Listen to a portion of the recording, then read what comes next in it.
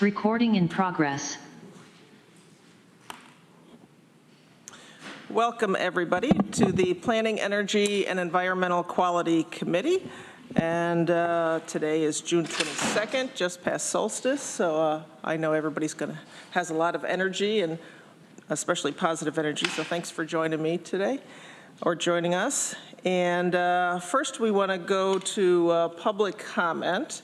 And is there anybody here? I think there's at least one person that said they wanted to speak at privilege of the floor. Okay, so you can go ahead up to the microphone and introduce yourself, and you have 3 minutes. Thank you. It's on. Okay, thank you. Hi, good morning, everyone. My name is Yayoi Koizumi. I'm the founder of a community group called Zero Waste Ithaca. Today, I want to express my unwavering support for the resolution that will be introduced, calling for the closure of Seneca Meadows landfill by 2025. Earlier this year, during my return from Climate Justice Conference in Buffalo, New York, I visited 2 landfills near Geneva. One of them, the Ontario County landfill, receives discarded materials, also known as trash, from our county, while the other one, Seneca Meadow landfill, handles sewage sludge from Ithaca's wastewater facility. The overwhelming stench and the concerning reports of groundwater contamination with PFAS, also known as carcinogenic forever chemicals, make it clear why the residents in these areas no longer want these landfills. It is our economic and moral duty to reduce the amount of so-called waste we send to these landfills, recognizing that wastes are in fact valuable resources. Our ultimate goal is zero waste. Therefore, I urge you to support the closure of Seneca Meadows landfill and the introduction of skip the stuff legislation, which our guest from New York City will discuss today. This is a crucial step towards a future of sustainability. Thank you. Thank you, Yayoi. And Diane Cohen? Be right there. Before you get past the mic. Yeah. Hi, everyone. I'm Diane Cohen. I'm the Executive Director of Finger Lakes Reuse. Just finding my my note here. I'm also, I'm speaking as a 40-year resident of Tompkins County and Director of Finger Lakes Reuse.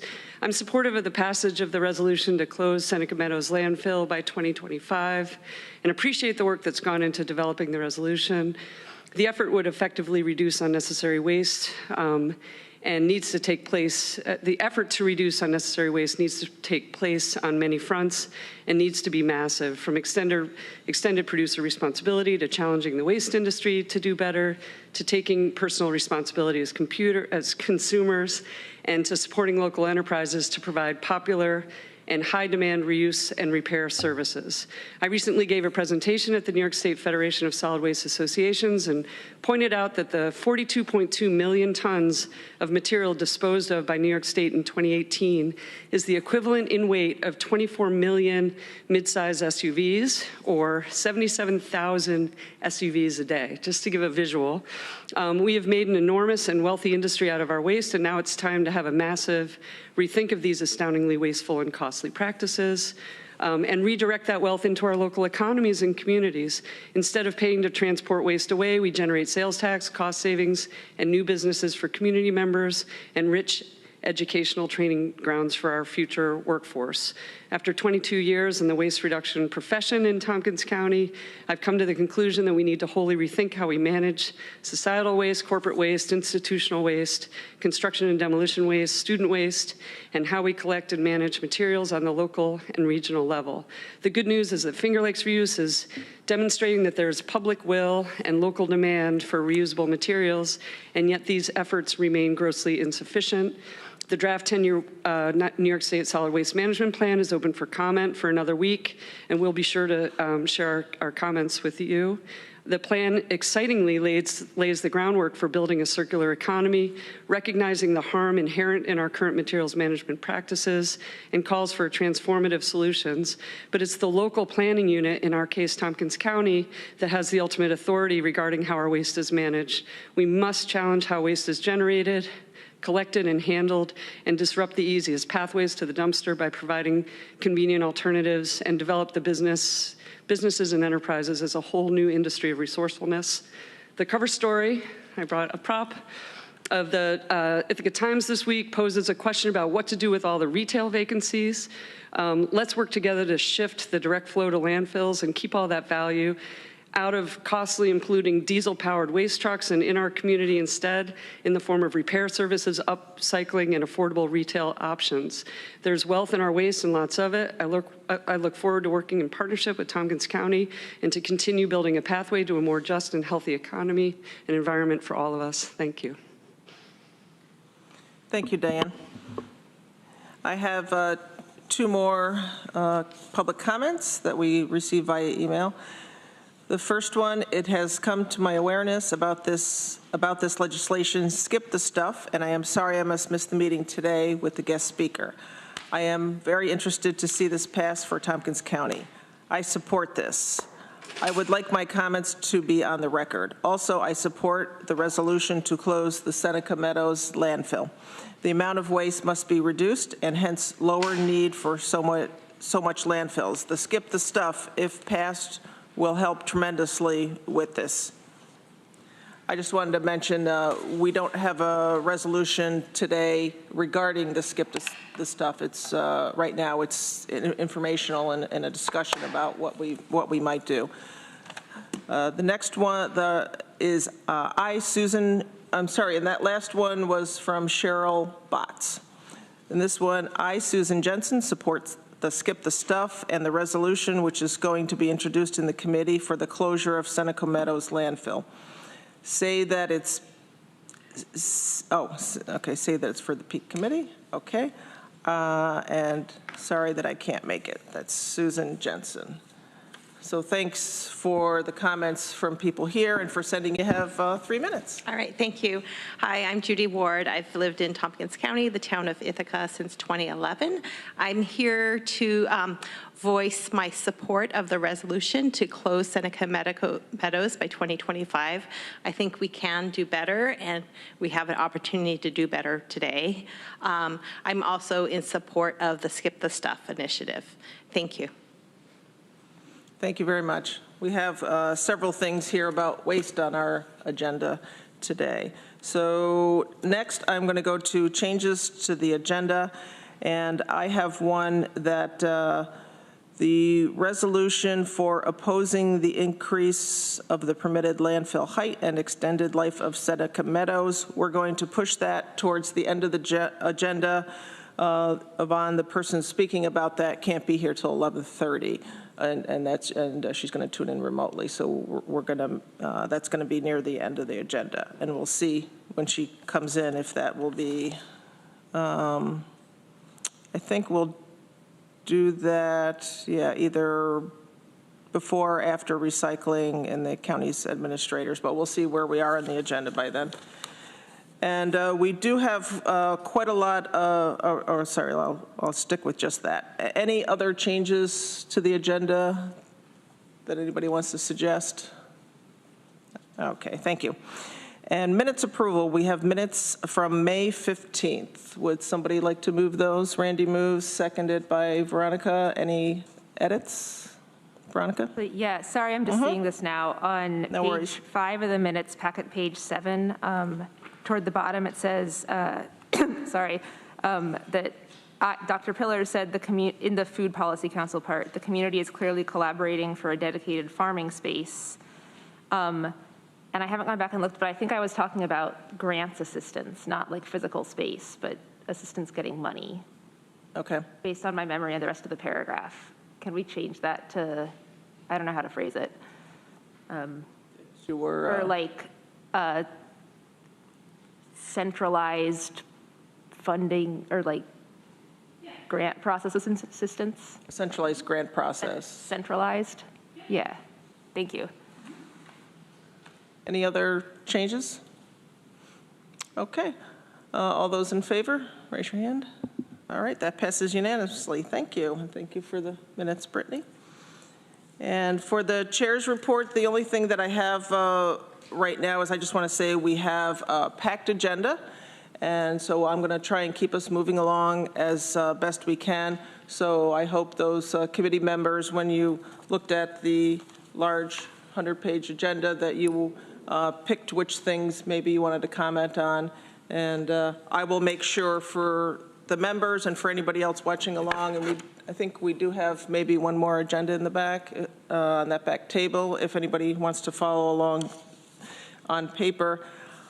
Let's see, so I will state for each thing that we're going to go over what page it's on, so it's quicker for you to find it. And also, I'm going to try and remember to tell each person coming up. Generally, each group will have about 15 minutes, so it's not a lot, and I'm going to try and keep it to that. So just think about that. If you're presenting for 10 minutes, then we'll only have about 5 minutes for Q&A. But I'll try and keep us moving along. So because we are moving the resolution regarding the landfill to later in the agenda, if you're looking at the times, which I appreciate Brittany putting these on here, they're going to be actually moved up about 10, 15 minutes from this written agenda, if that makes sense. Any questions before we get going? All right. Actually, one thing I want to do, since we do have a lot of people here, and I know it's going to take a minute, but if people could just go around real quick, even though if you're in the back, because we have people that don't know each other, just say like a couple seconds of who you are. So I'll start off and we'll just go around. I'm Annie Corman, and I'm a legislator, and I'm chair of this committee. Veronica Pillar, legislator, vice chair of this committee. Greg Mezey, legislator. Randy Brown. Susan Currie. Oh, Mike Sigler, Tompkins County legislator in Lansing. Yeah, go ahead.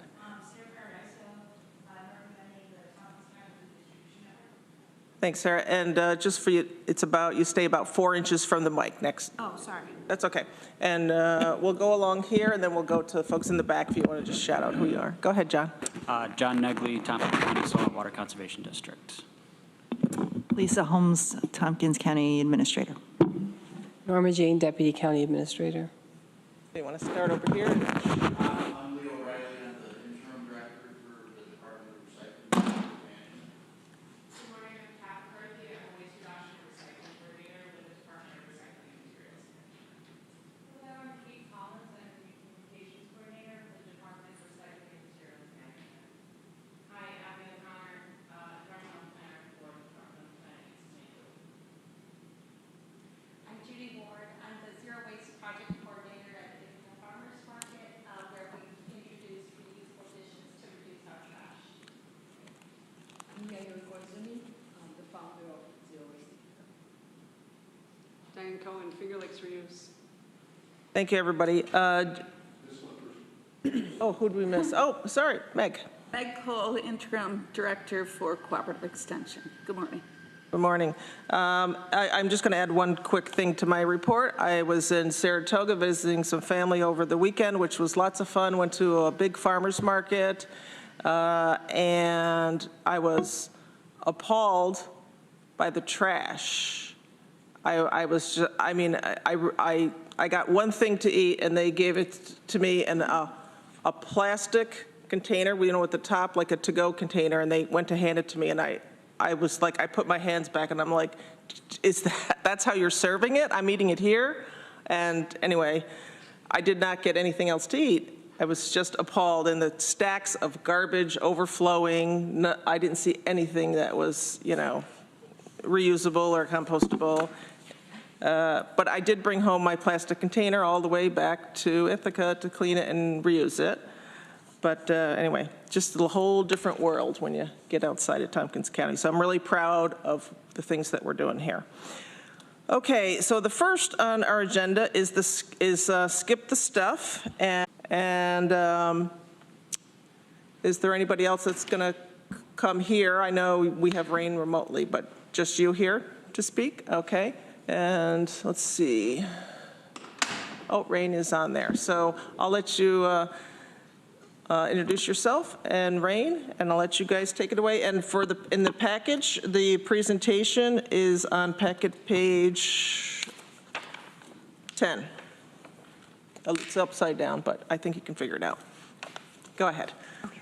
And thank you for being here. Thank you. Good morning again. My name is Yayoi from Zero Waste Ithaca.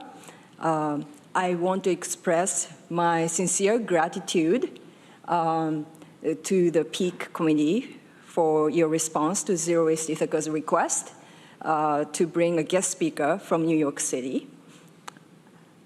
Today, I'm so excited to have the honor of introducing Rain Manley, the Regional Digital Campaign Director at the Natural Resources Defense Council and a member of the Reusable New York City Coalition.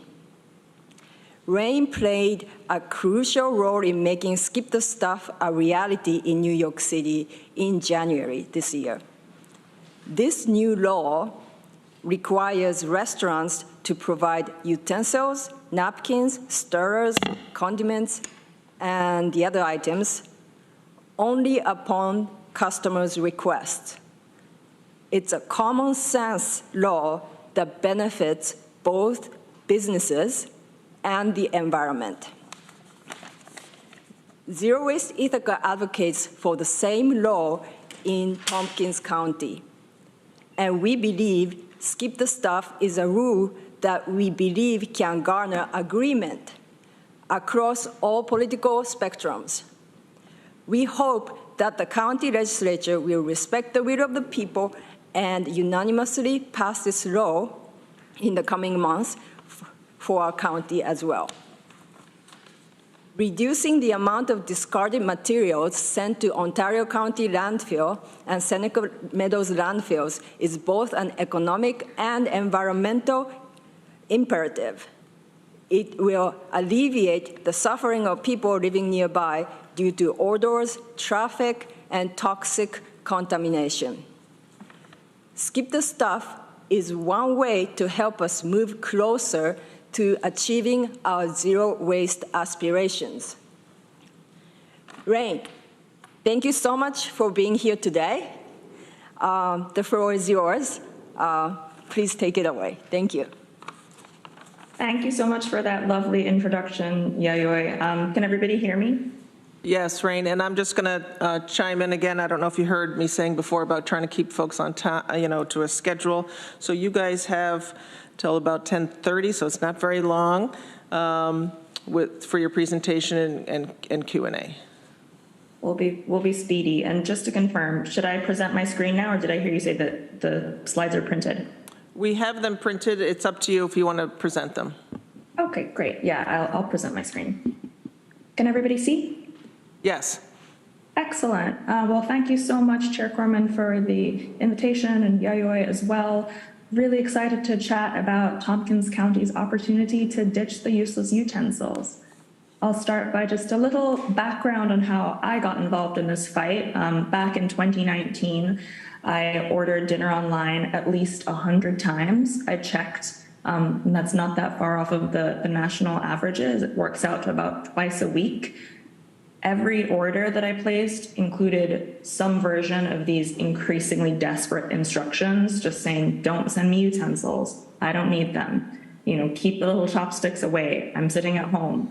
But after realizing that no one was listening, I decided to save every utensil that I didn't want for a year just to see how much waste a single household could accumulate. And so the result, this picture was taken, I think, early 2020, before the pandemic. My pile is maybe 5 times as big at this point, but the result was one New Yorker with hundreds of unwanted, unnecessary single-use waste, all bound for the trash. This led me to realize that the big challenge that we're facing is that meal delivery is actually creating an environmental nightmare, one household at a time. And so I'll break down what I mean when I say that. So we know that online delivery is surging, eating in is the new dining out. I think this became even more apparent in the wake of the pandemic. I mentioned that, I ordered dinner 100 times in a year. That worked out to about just twice a week, which was not that far off of national averages. The environmental nightmare comes to light. The last waste characterization study that the Department of Sanitation in New York City did in 2017, they analyzed a tiny fraction of the city's waste for a year and still found 583 tons of single-use plastic plates, cups, and utensils. So that really gives you a sense of the scale of the problem that we're dealing with. And then this is one household at a time. Approximately 30% of people in the US are ordering food at least once a week. So, this is the thing that we're going to be seeing across cities, towns, states in the country. And so the solution, it's actually pretty simple. Skip the stuff. So Skip the Stuff is a piece of legislation that asks restaurants and meal delivery platforms to provide single-use utensils, condiments, and napkins by request only. This is very, very simple and sweet. So I'll go into just a couple highlights of the legislation. So we're basically saying that all of those single-use things, utensils, condiments, napkins, and also extra food containers, the default is that you would not receive them. This is not an outright ban on anything. If a customer wants them, they just have to request them. It's just making these items opt in. The delivery apps have to default to no for these items and provide an option for customers to request them. And then in New York City, the way the law is structured is restaurants and delivery apps, they receive warnings for the first year. That's a really great way to educate businesses on the new law. And then after the first year, they do receive fines for non-compliance.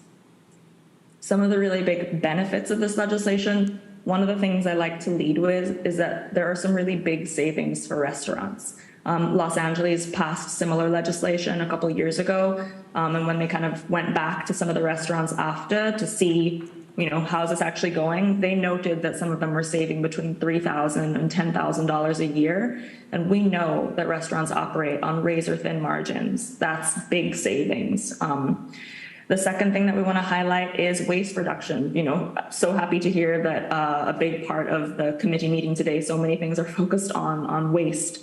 One of the big issues with single-use utensils is that they can't be recycled. The type of plastics that they're made of, the size, the fact that they can't be recycled means that they're just going to be diverted to landfills or incineration. And the third big thing is that taking action on single-use plastic is action on climate change. Plastics are petrochemicals, and reducing our use does help us tackle an important contributor to greenhouse gas emissions. So as Yayoi mentioned, I work with the NRDC. I'm also a member of the Reusable NYC Coalition. We worked for the last 3 years to build awareness and support for this legislation in New York City. I'll just give you some highlights of the tactics that we employed, all of which are easily transferable right here in Tompkins County. So the first is on policy advocacy. The coalition collaborated closely with Prime Bill sponsors on language. We also created an easy-to-read one-pager to promote to a wider audience. There's no need to reinvent the wheel with this legislation. The existing law can be tweaked to fit county needs. The second is art to inspire action. We worked with a New York City-based studio called Party of One to create some really funny utensils that brought to life the insanity of the useless utensils that we're tackling. And all of these graphics are available. This presentation, I'm happy to share a link after this meeting, and they're available for use for promotion on social media. In order to make sure that we're building broad, diverse support, we built and maintained connections with people and organizations who could go out and make the message their own in their own communities. Here are just a few of them. And so identifying local groups who can champion this effort will be really crucial. We hosted 15 phone banks in 2021 and 2022 with 350 Brooklyn driving calls into legislators. And activists were able to kind of speak very persuasively about their own personal experience because everyone's got that drawer stuffed to the gills with all of these things that you didn't ask for. And so engaging local activists can really help build momentum around this issue. Thought leadership is crucial, engaging local press to help spread the word further, thinking about things like opinion pieces, press releases, other earned media strategies with local businesses, environmental organizations, local officials, and I've included some examples of releases and press hits for the New York City legislation below. And so in New York City, these tactics helped secure a supermajority of sponsorship of this bill. We had a rally on the steps of City Hall. We had 35 people testify at a public hearing, and City Council ultimately passed this bill 43-7. Skip the Stuff was signed into law in New York City on February 2nd of this year. It takes effect at the end of July. And so the Department of Sanitation, who are the main agency responsible for enforcement, they're getting ramped up on outreach and education to restaurants and meal delivery platforms. And so just to wrap up on the presentation, what's next? So the Reusable NYC Coalition, we're focusing on how this bill is implemented. And so some of it's thinking about education for consumers, for restaurants, and the general public about the new law, working with the Department of Consumer Affairs on plans for education and enforcement. And then the reason that I'm here today, which is, continued advocacy on this issue throughout the state. So we're thinking about state and county level work in New York. And so Tompkins County has a really unique opportunity to be at the forefront of New York's reusable revolution by implementing Skip the Stuff. And as more localities adopt these measures, we can help reduce waste statewide, save restaurants money, change our single-use culture, and tackle climate change. And so I know I just kind of breezed through a ton of slides. I want to thank everybody very much. My email is here at the bottom if folks have questions coming out of this. And I know we've got just 3 minutes left, so if there's anything I can answer at this time, let me know. Thank you, Rain. Any questions from committee members? So I was wondering, do we have an appetite from the committee to look at what it would take to make a local law? And I can't remember if it was in your presentation here, but I think in one of the emails you said that the state is looking at passing a law, but it's moving slowly. So as with other environmental or other different things, it'd be quicker if we could pass a local law, and it would help support state legislation if we pass something. Is that correct? Okay. Greg? Yeah, thank you for the presentation and bringing this to us. I think that this is a really unique and interesting idea. I think that there's multiple benefits. There's economic opportunity for small businesses to reduce waste. There's the environmental impacts, which are important. So I think that this is one approach that kind of covers a lot of bases and is a simple thing. Unfortunately, we haven't been able to train human behavior yet. So sometimes we need to take steps like this. So I would be on board in looking at something at the county level. I think this makes a lot of sense. Thanks, Greg. Susan, I saw you shaking your head. I just wanted to say that I support this so much because for a while I had no idea there was an initiative going on in New York City. I collected all of the stuff because you can't do anything with it, and I worry very much about all of it going into landfills. So I think it would be an incredible thing for us to do. Thanks. Randy or Veronica? Yeah, I think that dealing with waste is one step at a time, and this is a step in that direction. I support it with maybe a few tweaks in my mind, but I like the idea. Thank you. Veronica? Yeah, totally on board. I'll keep it brief. Okay.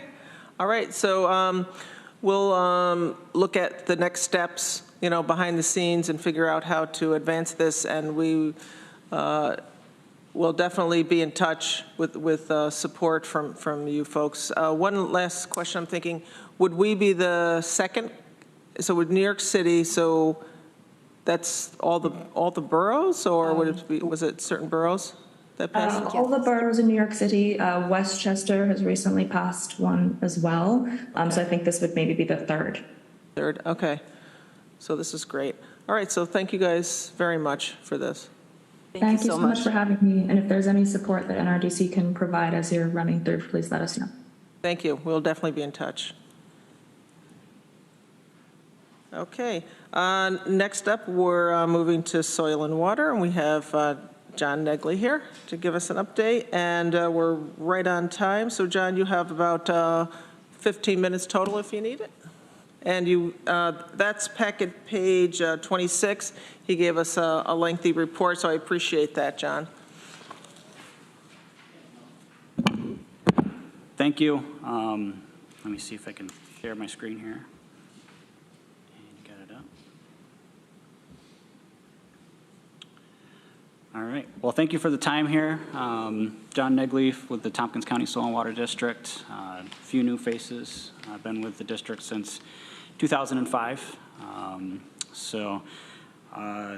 Glad to give a report out to the Peak Committee today. Thank you for your support to the Soil and Water District. Let me minimize this.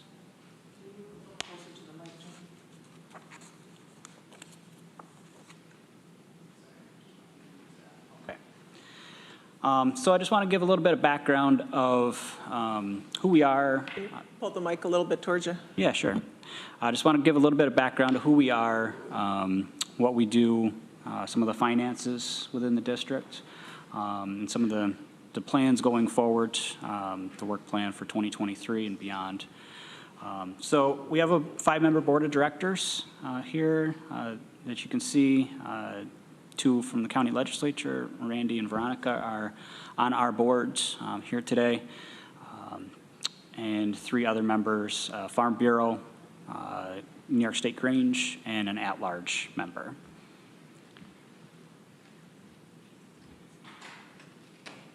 I don't know if that's from my screen or not, but if not, it doesn't show up on my screen, so sorry about the sidebar there. So staff on our district, we have 5 staff members, including myself, ranging from agricultural staff, Paul Gear, to water quality, Angel Heinekel, 2 technicians, Andy Stadler, Devin Cox, and a senior account clerk.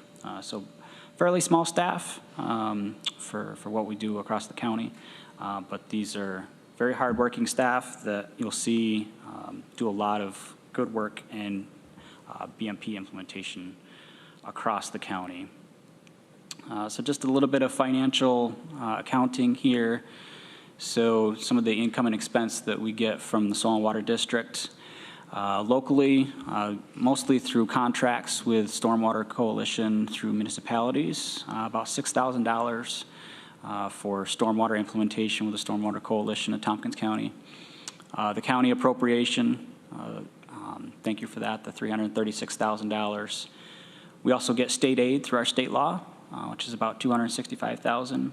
And then the majority of our budget is through competitive grants that we apply for.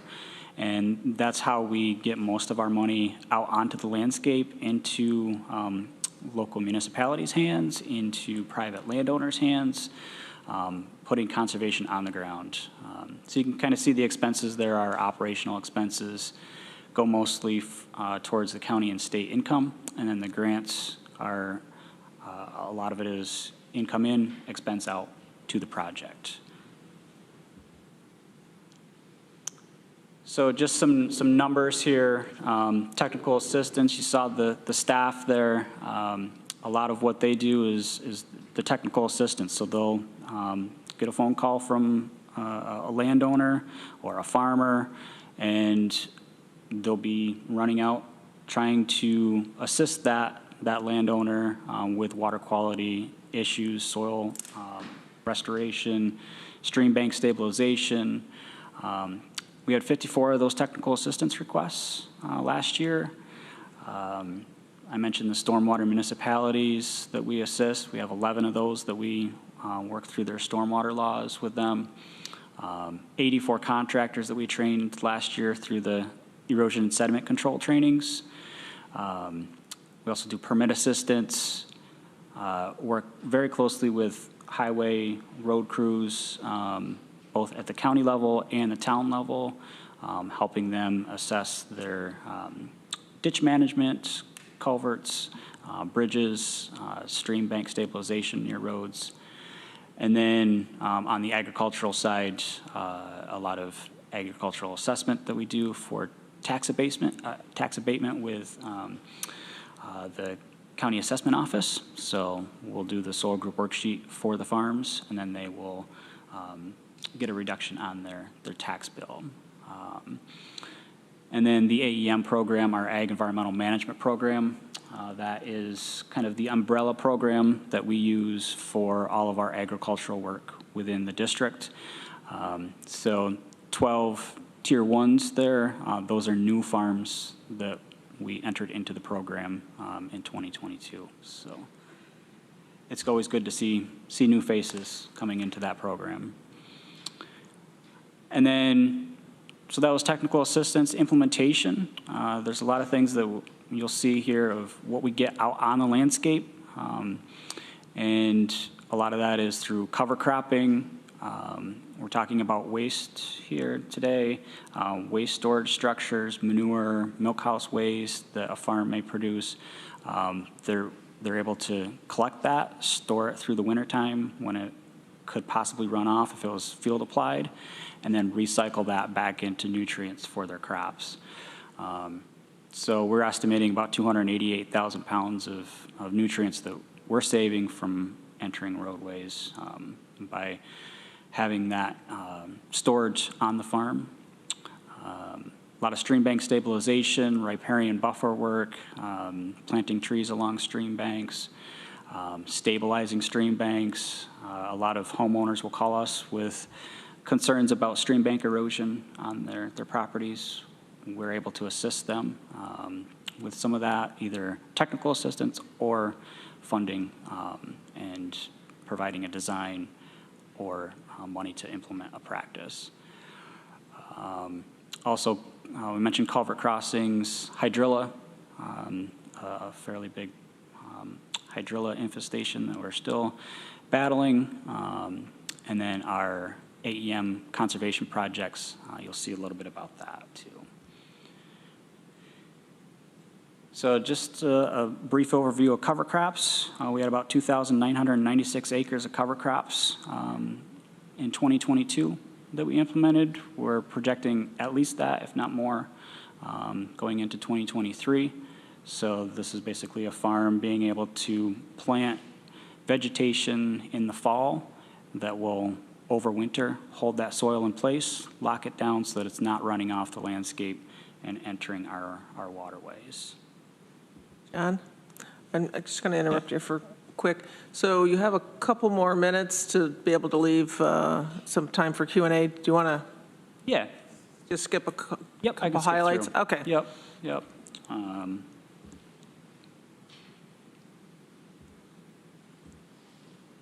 So basically, these are just pictures that, of all those projects that we talked about. The stabilization projects, road ditch stabilization. You might see this along the highways. This is out in Danby, Gunderman Road. We helped them replace a culvert out there, provided some assistance with funding. And then the Cayuga Inlet sediment assessment. This is a major project that we're working on in the Shelter Valley area. We're hoping to have a fairly large stream bank stabilization project through that area, upstream of the bridge that the county owns up in there. A lot of failing banks, like you can see up in that picture there, coming off of the waterfalls. So we've kind of narrowed down the highest impact sediment producing sites, and Shelter Valley was one. So we're addressing that with some funding from the New York State DEC. Mentioned hydrilla. Again, Army Corps of Engineers is out there this year treating the infestation acres. Last year it was 93.6 acres. I think it's similar this year that they're treating. Riparian buffer installations, we've had multiples of these across the county, utilizing volunteers to plant trees along stream banks. And 2023 plan of work, the link is there. You can go to our website, take a look at that, what we're looking at for 2023. Very similar work from last year, just continuing on with the same vein of work. So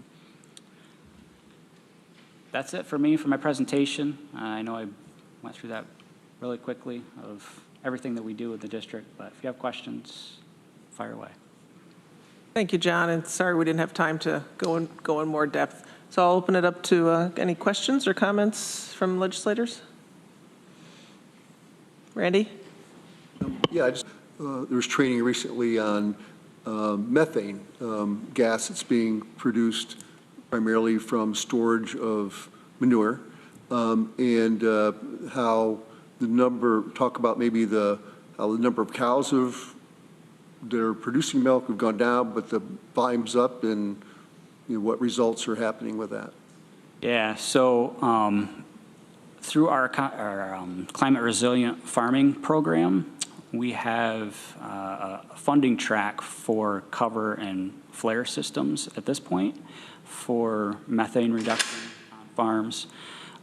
We have one farm that is interested that will possibly take advantage of this program next year or two. It's a big process to take a farm and capture their methane. It's a shift for them in operations and how they will have to separate the manure, dry it down, and then put it into a methane digester. So there's the cover and flare system is kind of a step lower than a digester where they're going to produce energy on their farms. So it'll be interesting to have at least one farm. We don't have any farms that have put a cover and flare system on their storages yet. So we're looking forward to seeing that first farm crest over the watershed, so to speak. Thanks. Mike? I didn't know if you'd let me. Of course. Question about the road ditch stabilization. I was talking to Katie in planning about, because of the floodplain maps changing in downtown Ithaca, if there was any thought about diverting. Hey, Mike, can you get a little closer to your mic? Thanks. Because of the flood map changes in downtown Ithaca, I was talking to Katie about if there was any thoughts about diverting water upstream. And you presented this great map of that. I didn't know if there was any coordination between you and planning about maybe doing that, not so much for floodplain, but for capturing that runoff. I would say, so we did one in Ludlowville a number of years ago, and we're looking at that one again.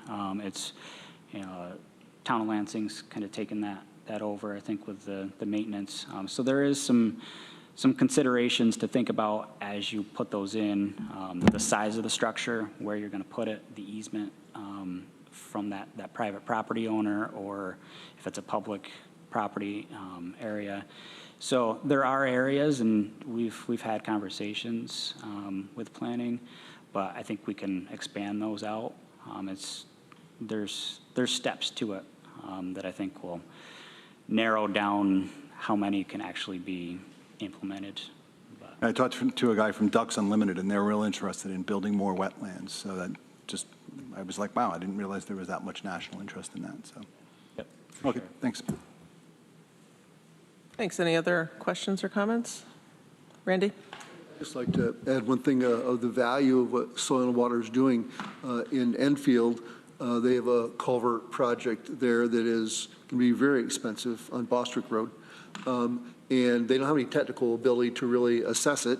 So Soil and Water is helping them through engineering so that because it could be very, very expensive, because I think it's a classified stream, and it could be $1 million for a town that would be, 2/3 of their budget.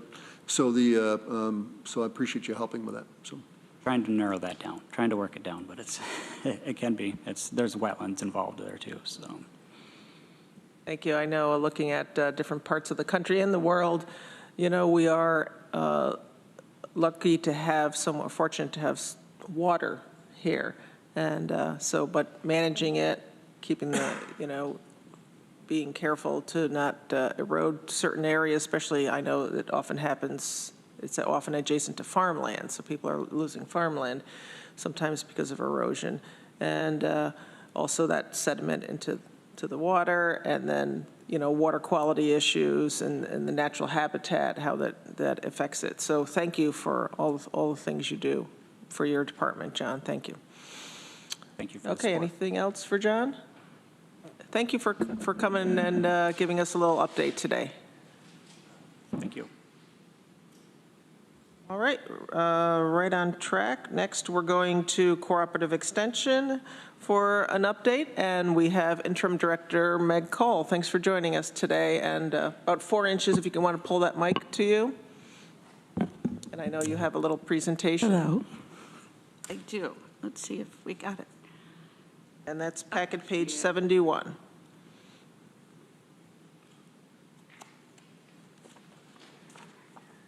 Are we set? I see, yes. Yeah. Awesome. Well, first, I just want to thank everybody from the legislature and the community, actually, for all the support for Cooperative Extension. I'm not yet 1 year done. In 2 weeks, I'll be 1 year in. And I can't thank the team from the legislature who sits on our board. So you both are so supportive, and I appreciate it. So last year at this time, I had no clue what was going to happen. So I'm going to be really brief on the slides because I think people probably have questions, and I'd like to gather as many questions as possible. And if I can't answer them today, I'll get back to everyone. I said Tuesday, but Ann said I had till Wednesday at noon. Yeah, I'm trying to be flexible. Flexible. Mm-hmm. So I started an extension on Tuesday. So I started an extension in '84, and when I heard this opportunity come up, I firmly believe in extension. So I grabbed the opportunity to interview, and then I was fortunate. I guess I was fortunate to get the job, and then I hadn't realized how much there was going on. But I'll tell you that it's just been an incredible journey. The staff, the leadership, the community is remarkable, and I'm proud, so proud to be able to have been part of this transition. We're in a transition. We're about to launch the search for the executive director, and I will be sharing or transitioning along and kind of serving a little bit of probably a few months along with a new person. So that said, quickly, I'll just so the main things are kind of bolded so we can quickly move through. One of the reasons I threw my hat in the ring was they had completed the Communitywide strategic plan. It's exceptional. It's operational, and the engagement was wonderful. So we are now moving it along. We have a board staff retreat coming up. We're grateful that Mary Opperman from retired Cornell HR person is going to be our facilitator. We are ready to roll. We have staff and board engagement along the way. I thought I'd just focus on the revenues because I think that historically not all the revenues have been more clearly recognized, so we're recognizing them. The county pieces are in bold. The other benefits in New York State contracts is a huge percentage. Some of those are climate related, and some are multi-year, and they run through 2026.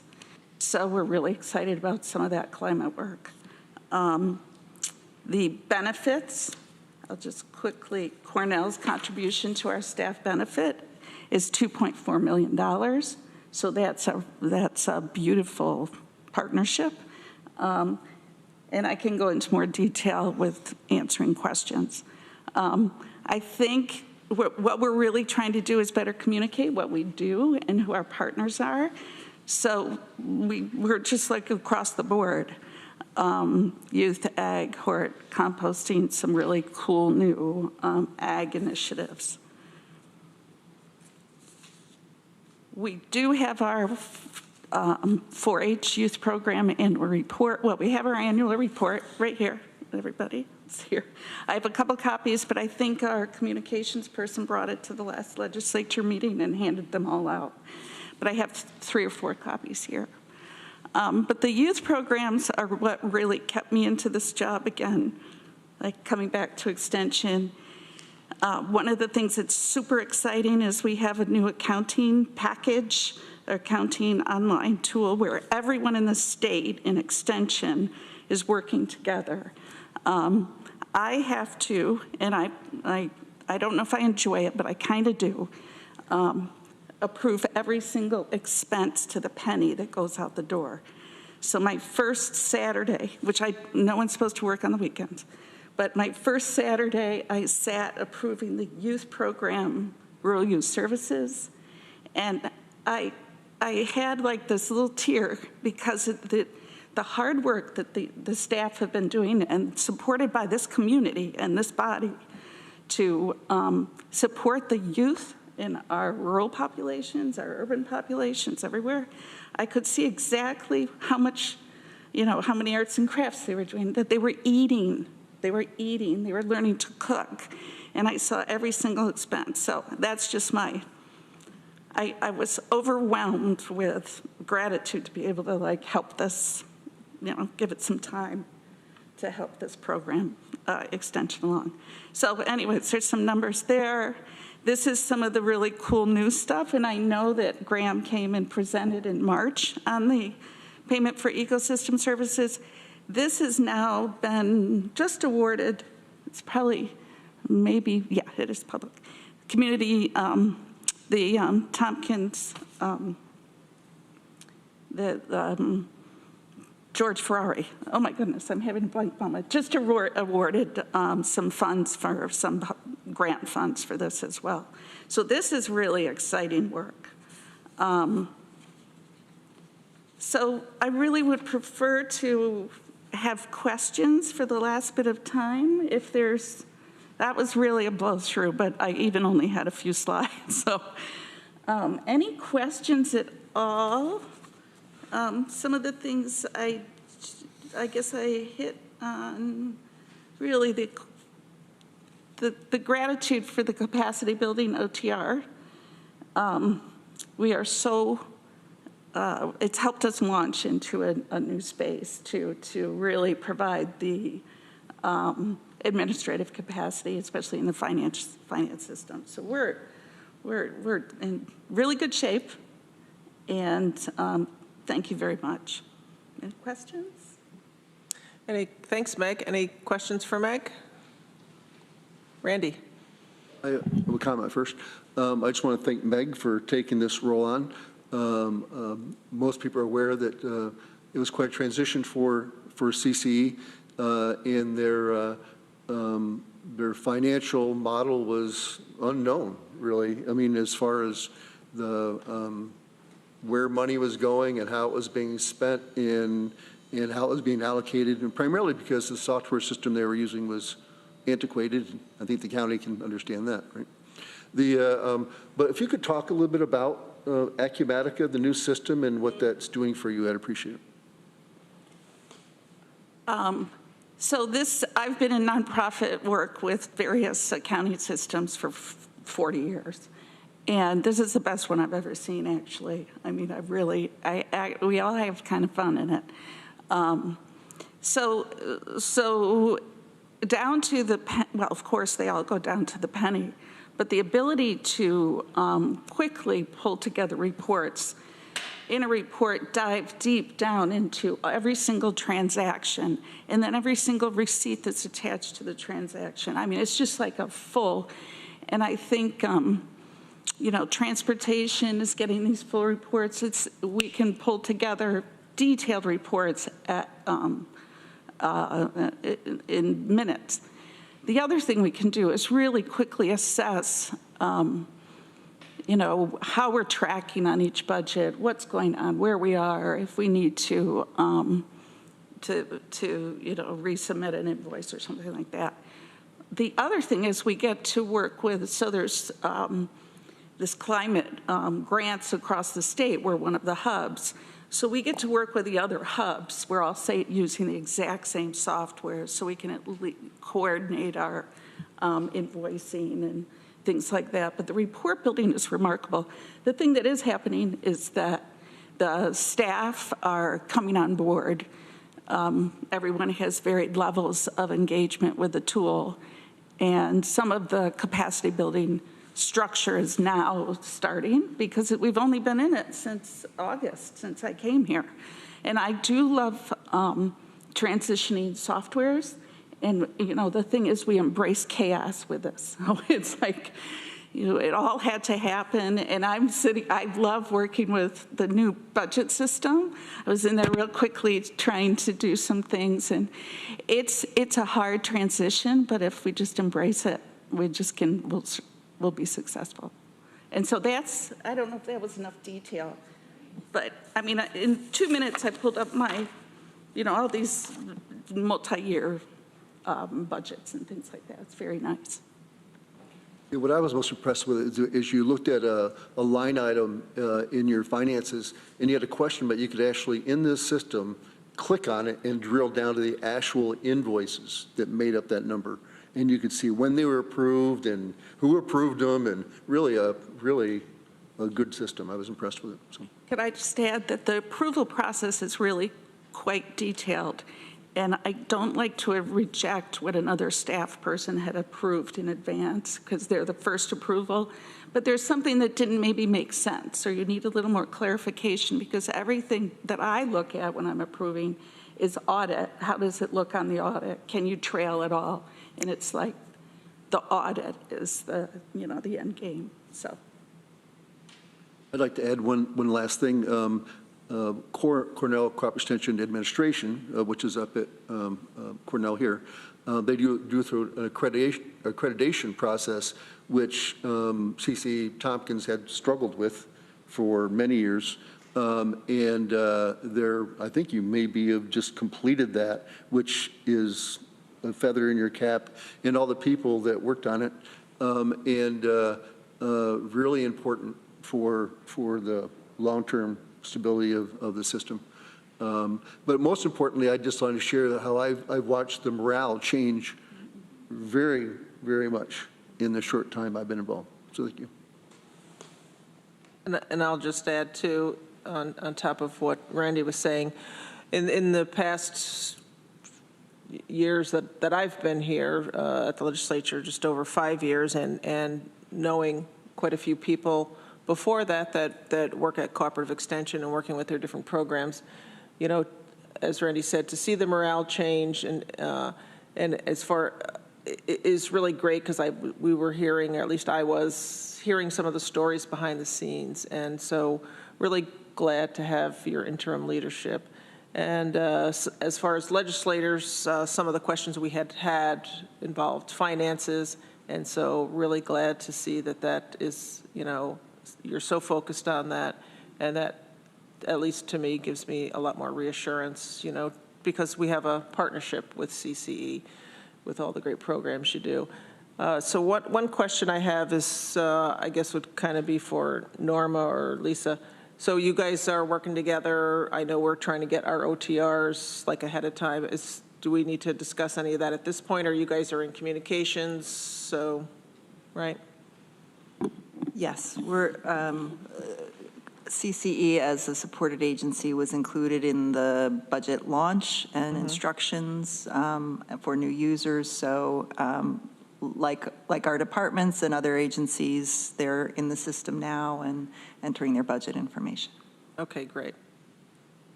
Meg? Could I just add, we do have our new finance manager, Rob Brown. We just added him in. And so we're thrilled. So the two of us are taking the lead on all of that. I just want to thank you. Your trainings have been exceptional. Thank you. I have one last question. Go ahead. For Meg. Could you talk a little bit about the plans for the new executive director? What your plans for that are? Well, the committee has just started meeting. The position description is designed. It should be posted pretty soon. Year end is my focus was to be there for year end, January through March at least, as a transition. And I think they want to go a little bit longer, but that's kind of a struggling time, a hard time for that year end with that $8.6 million budget. So I think they'll get it posted right away and get going. Maybe the goal is for the annual meeting to have the new person there in December, and everyone is invited. That's a focus this year of our annual meeting, to expand people attending. Well, thanks for coming, Meg, and now you know we're not too scary. You're welcome back anytime. I know you're busy. That's probably the reason. But you're welcome to come anytime if you want to just update us on anything or come and ask us a question, and we appreciate you coming. Thank you all for your support so much, for everybody, the kids to the staff, to these guys on the board. Thank you. Thank you. And if you haven't been, you guys have hosted tours before for legislators at, for instance, at 4-H, at the programs that you do there, and it's incredible. You know, we're working with the kids up there. Yeah, the tiny house tours are today and tomorrow, our little tiny house. You can look on the website, but those tours are today and tomorrow. Oh, good. If you haven't seen it, it's really cool. I've gotten a couple tours. They were just up at the Earth Day event in Trumansburg. Okay, so next, moving on, we have Sarah Paradiso here at the table, and who is the co-chair of the Tompkins County Food Distribution Network. So welcome, Sarah. Hi, am I using this right? Yes. Cool. Yeah, so in the agenda, it says that I am from TC3, and that is a fact, but I am here kind of representing the larger body of pantries in the county. So I am the chair or co-chair of the Tompkins County Food Distribution Network, which is a coalition of 25 pantries and meal sites throughout Tompkins County that are affiliated with the Food Bank of the Southern Tier. There are obviously other mutual aid and pantries operating throughout Tompkins County, but I can only speak to these ones specifically. We are kind of at a crisis point in a lot of our food distribution processes. Just to kind of give you a small picture, I did provide for you to read, like at your leisure, a little conversation starter, basically just kind of outlining what I see happening as somebody who's working on the front lines of this, and also kind of what I think would be a really good start to kind of moving this forward and making food more accessible in Tompkins County for all people. So I would imagine a lot of you understand the impacts of food insecurity, but I want to be kind of start on square one. Food insecurity is something that affects every facet of a person's life. It affects how they interact with the world around them, and it can change a child's perspective on things as they grow older, and it can make a worker less productive. Those kind of things. Because of this strain, it can affect systems throughout the county, and such as like incarceration rates, healthcare rates, and even housing. So what I have been doing for the past year or so is kind of taking stock of all of these pantries and meal sites that that operate within our network, and try to figure out what would make things better easier, and ultimately more sustainable. What it keeps coming back to is funding and administrative support. A majority of our pantries are operating maybe with a fiscal sponsor, so they have a small budget, but that mostly just covers the lights, the space, the freezers that they use. Other pantries rely solely on donations, and other pantries rely solely on grants and state and federal funding. This is a vital resource in our county for people to have access to food. There's this misnomer where people use this as like emergency food access, and it's bigger than that. These access points are people's grocery shopping. These access points are everyday resources that families need in this county. We are 6 months into the year, and we've had 3 pantries already use their meager annual budgets. Like I said, a lot of this is laid out in the document that I have provided for you folks, but I want to kind of start the process of having this conversation around how, as a county, as a community, we can help serve everybody, not just the people that have transportation, not just the people that look like us, not just the people that speak our language. We need to think about all of Tompkins County and making sure that everybody has access to food. So that's the basic of it. I don't have a ton of time. I think I have maybe 10 minutes. So I would really like to answer questions if anybody has any, more so than just kind of talking at people. But yes. Yeah, if you could hold on a second. I just wanted to ask first in this room if anybody wants to disclose. I'm just by a show of hands if you've had, because I've had food insecurity, and I imagine there's probably at least a couple people in the room if you've ever had food insecurity. So, thank you. Go ahead, Susan. Are the little food pantries that I see around town, the little blue ones? The blue cupboards? Are they part of the program? So they're not part of the distribution network, no. Because of the regulations with the food bank and the way we access food, we're not able to put food procured from the food bank in those because we can't guarantee the safety of the food. Those are typically run by the mutual aid programs here in the county. I think that one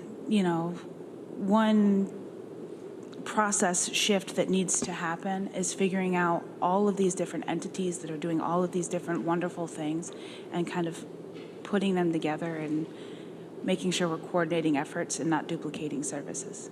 Oh, thank you.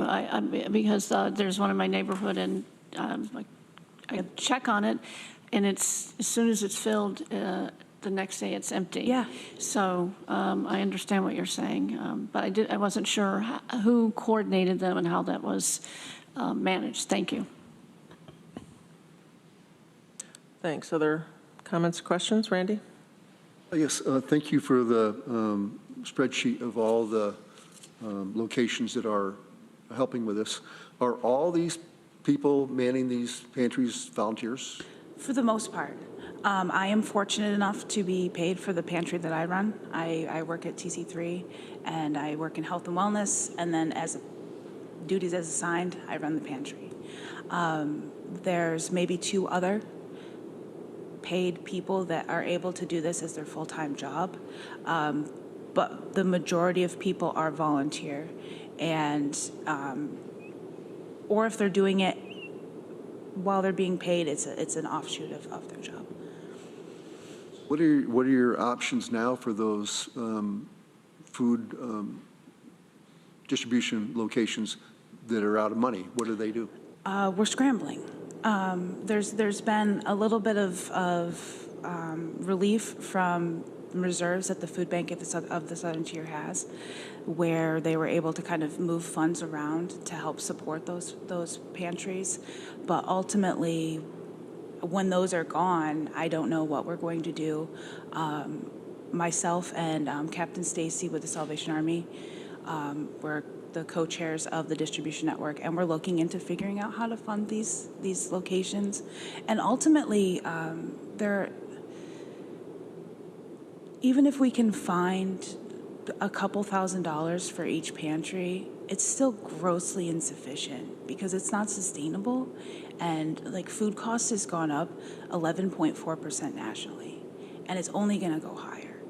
And we're purchasing things through the food bank, which is a phenomenal resource, but it is only what's available. We can't actually always purchase appropriate food for people's cultural practices. We can't always purchase food that's appropriate for people's dietary needs. So then we're taking, a portion of the funds to go to Aldi, to go to Walmart, to go where we can to find the appropriate food to feed folks.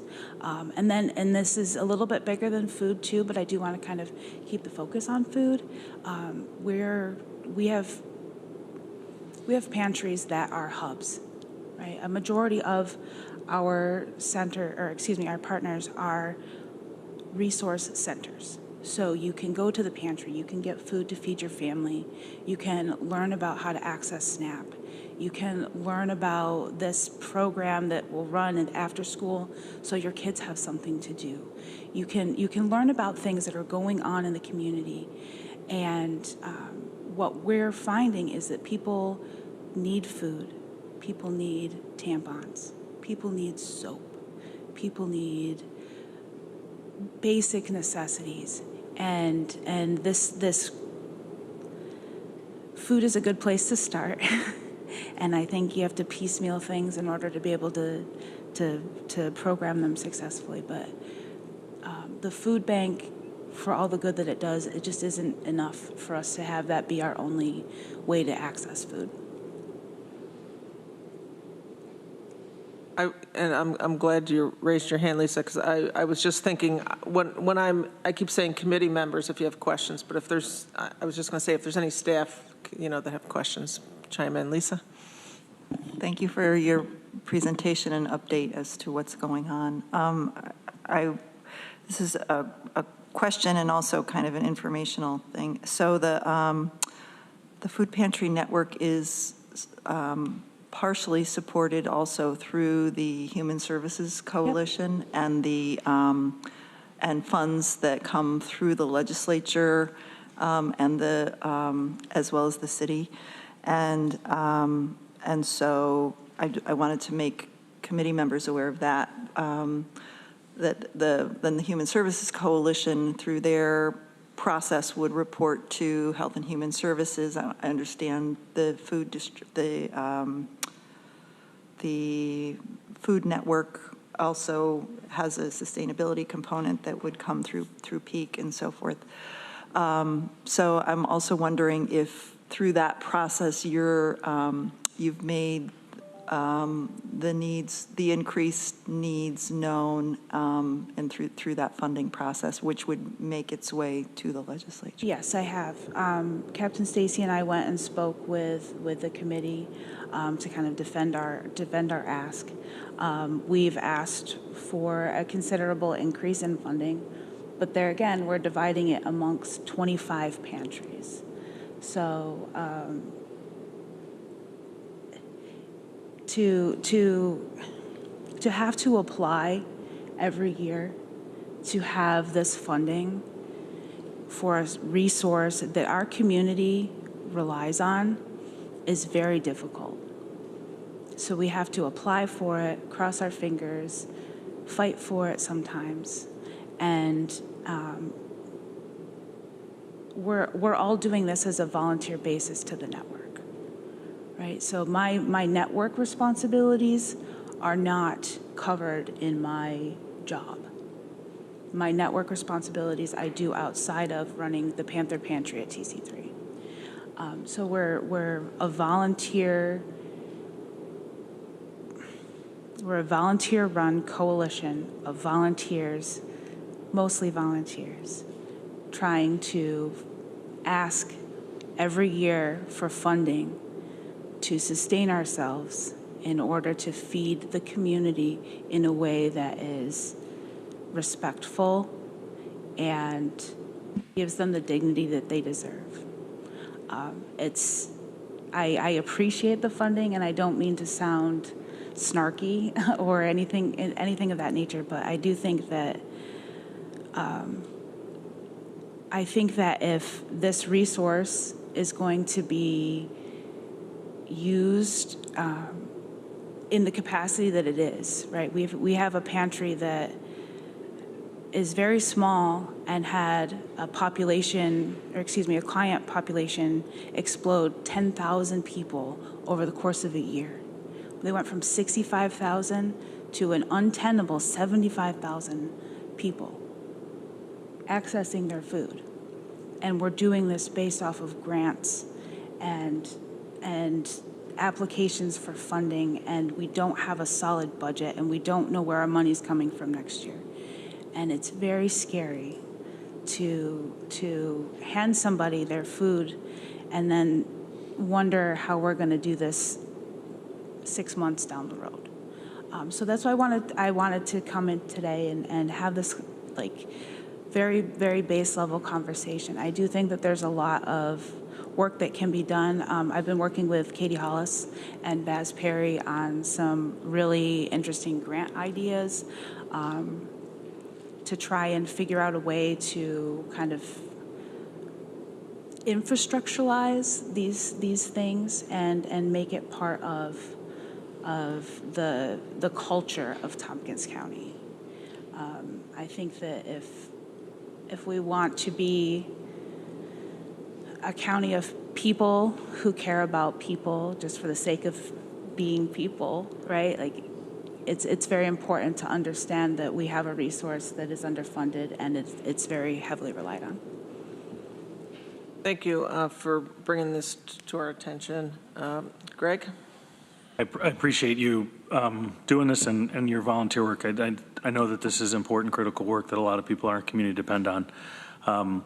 I guess, Ann, as chair of the committee, I would ask that we can continue this conversation in some sort of level of detail and look to potentially propose solutions or ideas to get to a specific ask, right? I know your ask is of the Human Services Coalition for the budget for this cycle, but I think we should see what we can do. I'm a believer that small bites eventually will get to the whole issue, and we need to make some incremental change.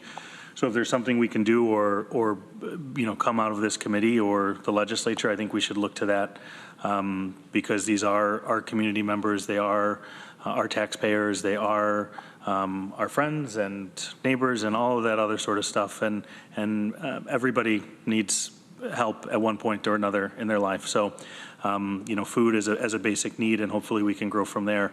But I would ask you to keep fighting and hang in there, and know that you do have the attention, I think, of many here around the table. But let's work together with what's the specific ask and the need and the plan that creates some sustainability within your organization. What that is, I don't know, but I know that there's many of us that are willing to help. Appreciate that. Thank you. Yes, and I know Randy is on our liaison to the Food Systems Plan Board, right? To say well said, Greg.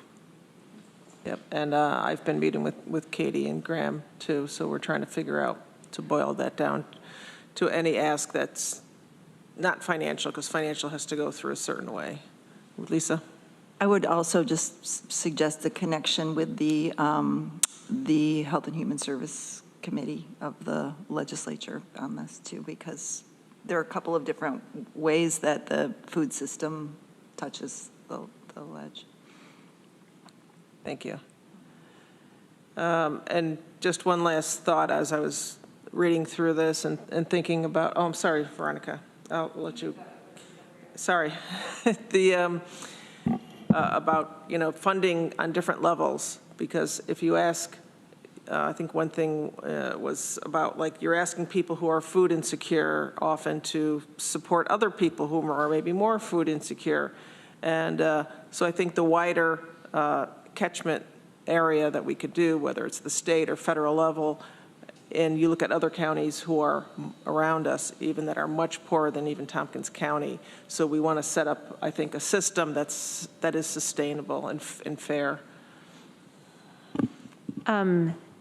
Yeah, agree with all of that. I just wanted to also thank you for coming and illustrating the magnitude and depth and complexity of the food insecurity problem. I think, yes, I, like my colleagues, am eager to brainstorm, receive, and work on specific short-term asks. But I also appreciate you highlighting that it's a much bigger structural problem that we can and should find this year concrete immediate things to help, and also that's never going to be enough. I'm glad that the food system plan and Katie Hallis and the whole coalition's work exists, and that you're plugged in with them, of course, and I think we should keep thinking about it in a system way, and I don't want to lose sight of that, so thank you. I had one concrete question. When you were talking about the 65,000, 75,000 people numbers, that was for what? Sorry, I missed that. That's the number of clients served. So that's the person. Sorry, served by who? By a food pantry. Just. You were asking about the 10,000 increase? Yeah, the TC3 food pantry? Or no, it was the Enfield. The Enfield pantry. Just the Enfield pantry? Yeah, okay. So they have. Number of visits. Yeah, well, not necessarily visits, right? So when we record our data, we ask people about their household size. So this is the person that came to pick up the food, plus any family members, children, that kind of thing living in their household. And is this 65 or 75,000 separate people? It's not individual. It's just visits, so and then people serve per visit. Okay, that makes sense. I was going to say the county only has 100,000 people. So. Thank you very much, Sarah. Okay, so moving on to, we have Terry Carroll here to give us an update. So we're on to the items from the planning and sustainability. And Terry Carroll's going to give us an update on the Caswell solar project. We have about 30 seconds for you, so take it away. I can talk very fast. And we don't have a packet page for this. No, so we're just going to give a little bit of information this month, and then maybe next month or the month after we'll probably give a little bit more. So it's been a few months, I think, since we came and talked about the Caswell solar array. Since that last time, I think the last time we were here, you gave us authorization, and then the full legislature gave us authorization to sign a memorandum of understanding with NYSERDA to explore the project further. They then they hired a consultant to do a wetland delineation of the parcel. They completed that wetland delineation. We've shared it with Recycling Materials Management. I think we shared it with John in Soil and Water, as well as some other internal staff. And then they did some internal planning, looked around, had some talks with some of the neighbors there to see how things could be configured, what people were amenable to. And where we're at right now is they've come up with basically a sketch plan for what the project's going to look like. They asked that I not share that map quite yet, so I'm hopeful in a future meeting we'll be able to share that map and you'll see what that looks like. But essentially it's going to be a 12 megawatt solar array, which is a fairly large array, probably bigger than what most people have seen around here, paired with a 2.5 megawatt battery. So that battery is a new piece that wasn't part of the original plan, but something that I think is really exciting. How big was the battery? I'm trying to. The battery is a 2.5 megawatt battery. Thank you. So the battery is one of the things they mentioned is that area, Lansing, kind of Groton, Dryden area is actually pretty primed for battery storage, and so we should expect maybe some more projects in that area related to battery storage, which is exciting to hear. The next step for the project is it's going to go to what's called a NISO interconnection study. So they basically put it to the New York State grid operator and say, hey, we want to put a solar array here, we want to put a battery storage container here. What does that look like? What are the upgrades that are going to be needed at the local substation? And so the substation that it's closest to is the Peruville substation. So that'll go to that study. That study will take a few months, and then they'll have a sense for how much those upgrades are going to cost. NYSERDA's initial estimates are a lot. So unfortunately, what that means is there is always the possibility that this could kill the project. If they come back and they say, hey, it's going to be $15 million to interconnect to that substation, that'll kill the project. But if it comes back and it's $7 million, $8 million, the state has tentatively indicated that they're okay with something in that price range. For a private developer, this would never happen, essentially, at that price. And so this is why the state has developed this program, the Build Ready program, to make things like this more possible. So we're excited to see what the results of that are going to be. In talking with NYSERDA, what we've also decided is that we're going to try and pursue a parallel path because they're fairly confident that this is going to move forward. So while the interconnection study is going on, they're going to start the approvals process.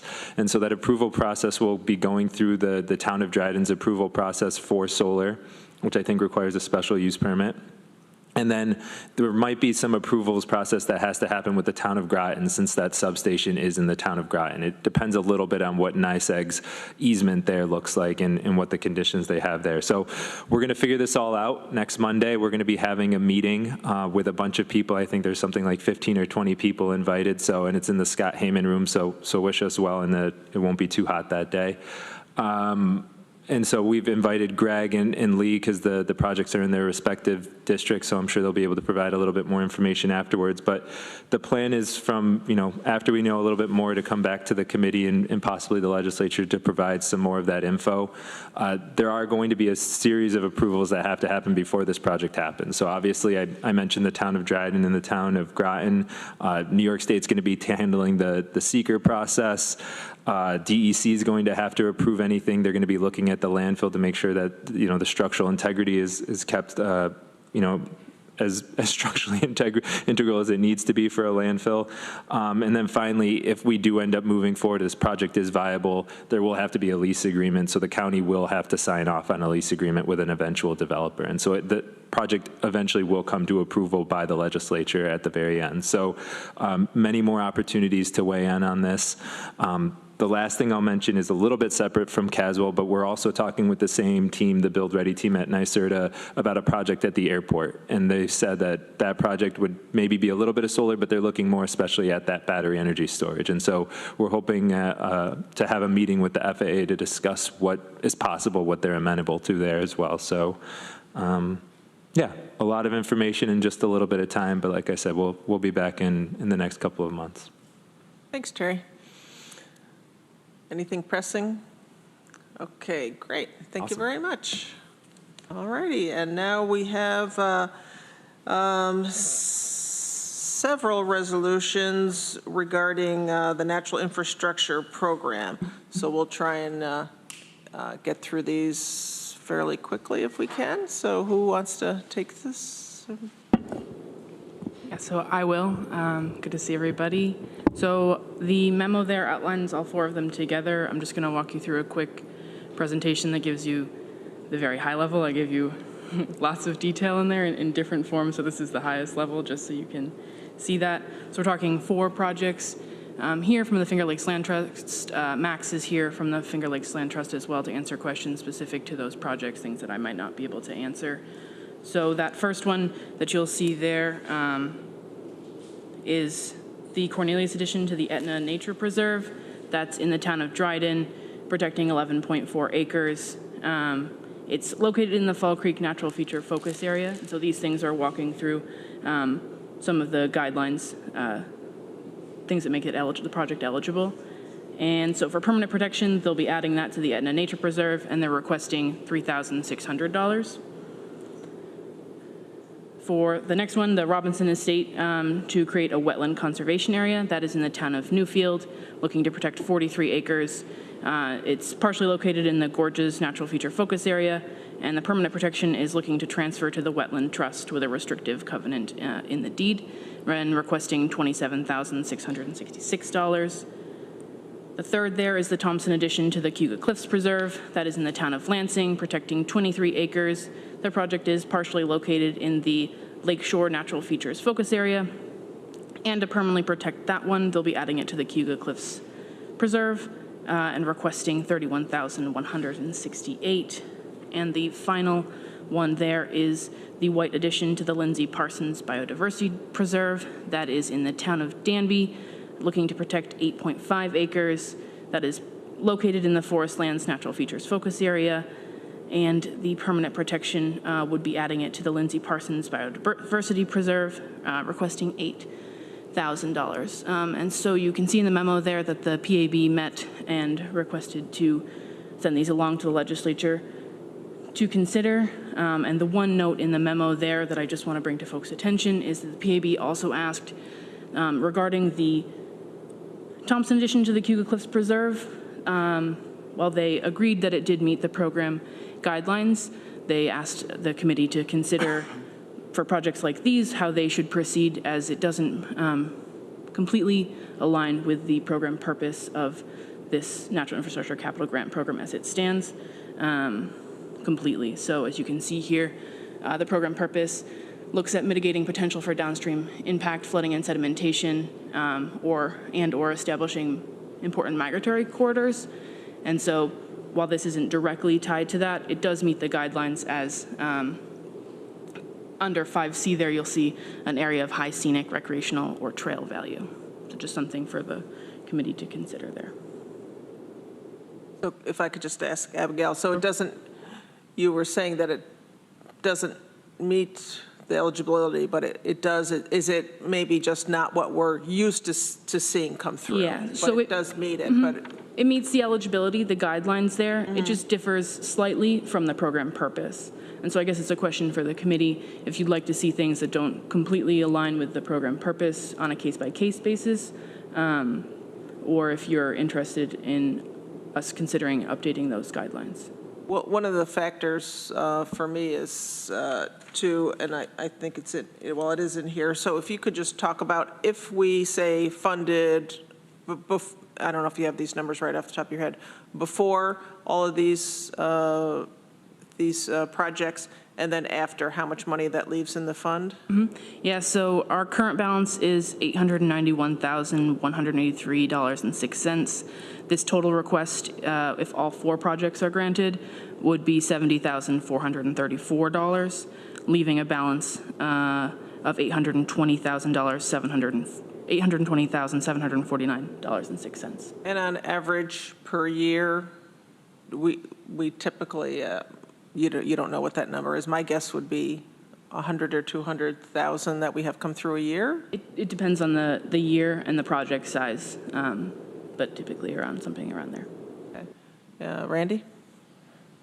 Thanks for sharing what the numbers are. Where does that money come from? Is that budgeted by the county, and do we continue to put money in that reserve if needed? Is that how that works? Yes, that is a capital program each year. Could you go back to the Newfield slide? I just got a question on that. Randy, Norman, did you want to add anything, or does that sound okay? So I'm trying to understand where this is. I think I know. Is it on the 3496 and Depot Road? Is that the intersection there? Yeah, this is Max Heitner, Director of Conservation for the Land Trust, and yes, that's where it's located. That is a wet area, and there have been a couple of projects proposed for there that have backed away because of that. My only concern is that corner is a high-traffic corner, and it is something that right on Depot Road that could be, if somebody put fill in there, something could happen there. So, but this would take it completely off the tax rolls, and that could never happen, right? Correct. So this proposal would be an acquisition by the Land Trust using New York State DEC Water Quality Improvement Project grant, and then the Land Trust would grant the property to the Wetland Trust, which is a partner nonprofit organization that also deals in land conservation. So Newfield doesn't have any say in this? It's purely a county thing? There is a municipal notification that was sent out, but that's a part of any state granted grant. And in our conversations here too, we spoke with Andy before we brought this to the Planning Advisory Board. Andy Zepp, the director of the Land Trust, and he had a conversation with the supervisor over there as well. He was okay with it? Mm-hmm. That's what we heard. Thank you. Yeah. No. Thanks. And Max, before I forget, if you could leave us a card or, so we have your info, because I think I've met you before. Sure, we'll be happy to. Okay, thanks. And then we can make sure we get your spelling correct in the minutes too. It's helpful. Any other, Greg? Yeah, I don't have any objection. I do think, though, that we should be following the program purpose. And so if the purpose is no longer up to date or relevant or should be inclusive of more things, I do think we should take a hard look at that, because if it doesn't meet the purpose but it meets the criteria, Yeah, so especially with these being, public funds and funds that we're putting in from the capital program, also just curious, what's our annual contribution to this? 200,000 annually? Okay. So it's interesting too, it also raises another question that if we're putting in 200,000 annually, but we're spending down about 100 or so annually, are we putting in, and especially with such a high reserve, are we putting in more than we're needing? And should we be looking at that We are. in the capital program? We are looking at that this year. Okay. Yes. All right. So not again, I'm not trying to be, again, anti-conservation, just trying to look at, if we're budgeting for more than we're spending, what's the balance that we should be having? And again, if it's time to update this, then we should be updating this. Katie has her hand raised, so I'll pass it to Katie. Katie? Sure. Yeah, I would just say that the reason that the legislature has allowed a balance to kind of form there is that just to be ready so that we had some funds on hand if there were a couple big projects that were crucial that needed funding. So that is something that we're discussing with administration actively. And I just also wanted to note that although the purpose is different than the criteria regarding the trails and recreation value, that was something that was added by the legislature specifically when we brought these guidelines for review. So in 2019, when the guidelines were adopted, that was added. So it is a little bit different than the purpose, but it was added for flexibility to be able to protect those resources. Got it. So we added the guidelines in 19, but didn't update the purpose at that time. Yeah, so. Well, I think we wanted to maintain the focus on the purpose, but the legislature wanted flexibility within this program if it felt like there was something of trail value or recreation amenity to be able to fund it through this program. Okay. Got it. And so for like the example, the Cayuga Cliffs Nature Preserve, that 20-acre parcel on packet page 124, that's showing what that parcel would be used for in terms of trail access, parking, all those other things. Am I following that correctly? Yes, that's correct. Okay. Appreciate it. Just want to make sure we had the discussion. And if I remember back then, we thought, well, even though it's, we're having preserving places where people can access it, that's actually a value of the county so that people can use it and preserve it at the same time. And of course, it helps in a number of ways: tourism, appreciation of the natural environment. So any other questions before we delve into the resolutions? Okay, we're going to start on packet page 83, making a negative determination of environmental significance. Make sure I have the right one here. Yes, the first one. Appropriating funds from the county's natural infrastructure capital program for the acquisition of the Cornelius addition to the Etna Nature Preserve. Would someone like to move that one? This is the neg deck, correct? Just making sure. Making a negative determination. Yep, right. We got to do that first, even though we question that some of the time, but we won't ask today. So it was Veronica, seconded by Greg. Any discussion? Okay, all those in favor?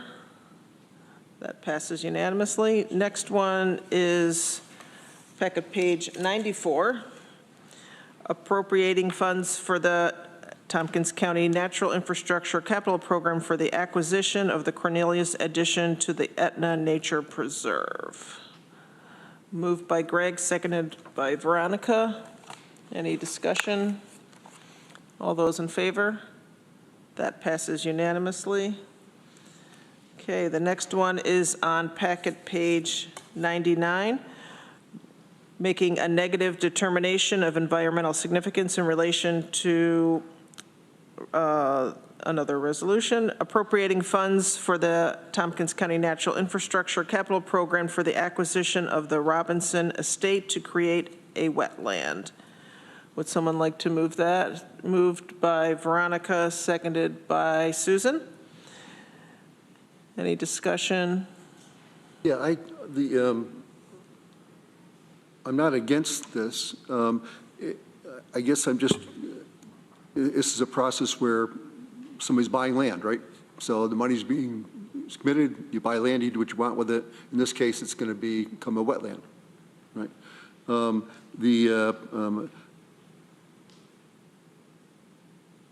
So basically the county is funding this, and the towns have no say whatsoever. Is that correct?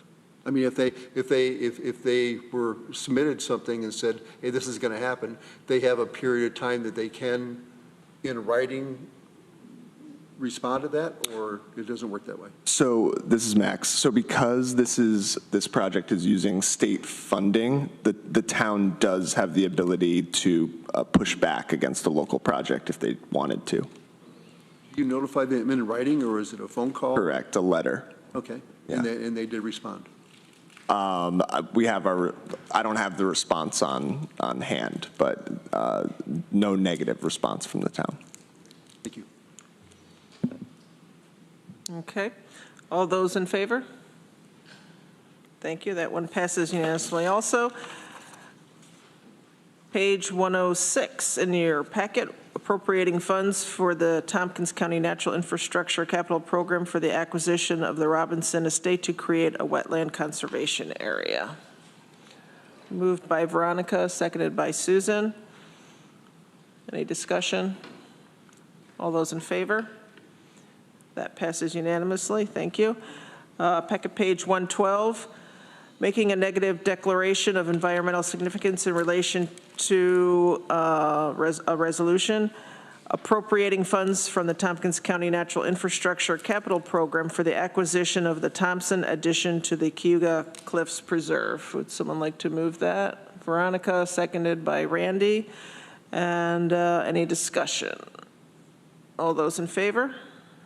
Okay, moving right along. That passes unanimously also. Packet page 119, appropriating funds from the Tompkins County Natural Infrastructure Capital Program for the acquisition of the Thompson addition to the Cayuga Cliffs Preserve. Would someone like to move that? Veronica moves, seconded by Susan. Any discussion? All those in favor? That passes unanimously. Packet page 126. Making a negative determination of environmental significance in relation to a resolution, appropriating funds from the Tompkins County Natural Infrastructure Capital Program for the acquisition of the white addition to the Lindsay Parsons Biodiversity Preserve. Would someone like to move that? Veronica, seconded by Susan. Any discussion? All those in favor? That passes unanimously. Packet page 133. Appropriating funds for the Tompkins County Natural Infrastructure Capital Program for the acquisition of the white addition to the Lindsay Parson Biodiversity Preserve. Would someone like to move that one? Veronica moves, seconded by Greg. Got one. All right. Any discussion? All those in favor? All right, that passes. Thank you, Max and Abigail, for bringing these to us and for all the work you do to help preserve our environment. Thank you so much. Thank you. Okay, let's see. It's 11:44. So we're a little pressed for time now. Vaughn is on there. And so let me ask for the Department of Recycling. How long do you think you folks will need? 5 minutes? Okay, why don't you come up to the table. And then we're going to do, I see Yvonne Taylor's on here, then we'll do, let's see, then we'll do the county administrator's report, since part of that has to do with the recycling fees. And then last, as I said, Yvonne Taylor's here, and then last we'll do the resolution regarding the landfill. So we'll welcome. Thank you. I think the three of us feel pretty much right at home here today with the topics and the conversations. So for the you're all welcome to come on up if you want. No? Okay. Yeah, so again, for the sake of time, I think move right into CAT. Okay. Updating everyone on where we're at with solid waste management plan, draft solid waste management plan. Well, thank you everyone for taking the time today. We're pleased to announce that our draft local solid waste management plan is now open for public comment. So this is titled Rethinking Waste in Tompkins County, Fostering a Local Circular Economy. And the plan is intended to serve as a county-wide framework for coordination of solid waste management, to establish county-wide materials diversion goals and objectives, as well as a plan to monitor progress towards those goals, and to satisfy the New York State DEC requirements for solid waste planning and comprehensive recycling analyses. Rethinking Waste in Tompkins County covers a period of 10 years from 2023 to 2032. And this plan covers topics such as the background about the county, which in DEC terms is the planning unit, estimates of materials generated in our baseline year, which is 2021, an overview of current activities ranging from 4R programming to outreach efforts, as well as an overview of local laws and data collection, existing administrative and financial structures, strategies to be pursued during that 10-year period, as well as an implementation schedule for those strategies, so a timeline by which we plan to implement these items, and projections of how these efforts will impact the waste stream. The plan outlines a strategy for reducing municipal solid waste disposal from 2.96 pounds per person per day in the county to 1.32 pounds per person per day. And just for reference, when looking at the DEC, they recently released their local solid waste, or their state solid waste management plan draft that's titled Building the Circular Economy Through Sustainable Materials Management.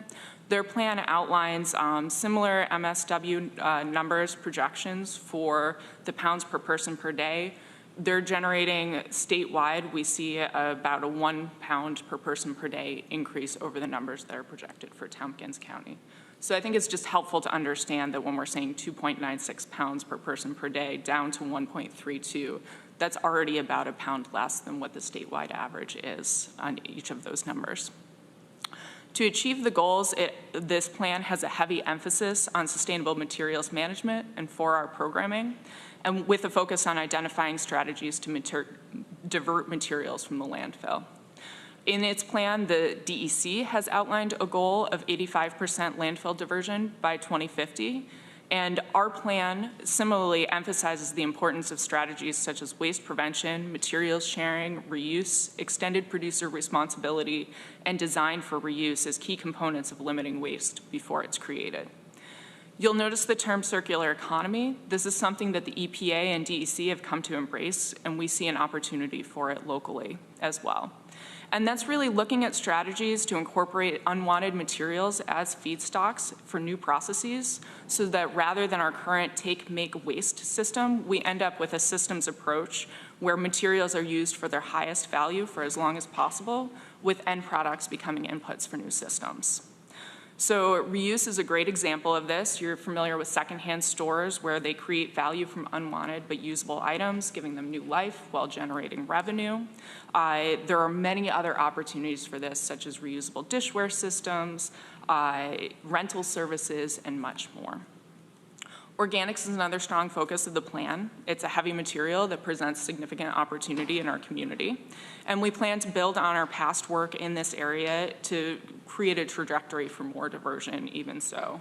So looking at ways to increase more wasted food prevention, more donation of surplus edible food. We heard about that earlier today, the importance of redistribution of that material if it's still edible, as well as identifying unique and increased recycling opportunities encompassing commercial diversion as well as community composting. Ahead, we'll be sharing this announcement more broadly, but wanted to make sure that folks here were some of the first to know about this. And as per DEC requirements, we will have a 45-day public comment period for this plan. We are holding a public meeting on July 11th at 5:30 at the Tompkins County Public Library in the Borg-Warner Room. We'll have a presentation and also time to hear public feedback on the plan. The public comment period closes August 7th, and written comments are going to be received until then. They can be emailed to rethinkingwaste@tompkins-co.org or submitted to our office, attention to our interim director. And after about a month after the public comment period closes, we'll finalize a responsiveness summary as well as the seeker paperwork, and then plan to submit a draft to the DEC for public comment. They can take about 4 months to provide their comments, after which we would incorporate those in and then continue it through the county process for review. So the plan is available now on recycletompkins.org. There's a link at the bottom of our page, and we'll have it added to the front page as well a little more visibly afterwards. So we're really excited to be sharing this plan and are looking forward to hearing what folks have to share. You said 5:30 on July 11th? That's correct. At the Borg-Warner Room at the library. Okay. So that's the public meeting and presentation. Yes. Okay. Any comments, questions? Susan? I just had a quick question. I want to be sure I understand the public comment part, because I think I have a lot of people who might be interested in that. And it's open now, but you said you were going to send out more publicity about inviting public comment. Did I? Right. So we just opened public comment today. The plan is now officially available. It is a 45-day period, so folks have time to read through the plan, get a little more information. That's where that 15 days into it, we want to make sure that we have that public meeting so folks can hear a little more about the plan. But we are accepting public comment through that time period. That's great. Thank you. Thank you. If you could send us that so we can include it in the minutes. A link to that. And then I'm assuming you're working, with getting the word out in a lot of different ways already. So you guys are really good at that. So the comment period ends the 7th, and the best way is to go online. Are you accepting anything?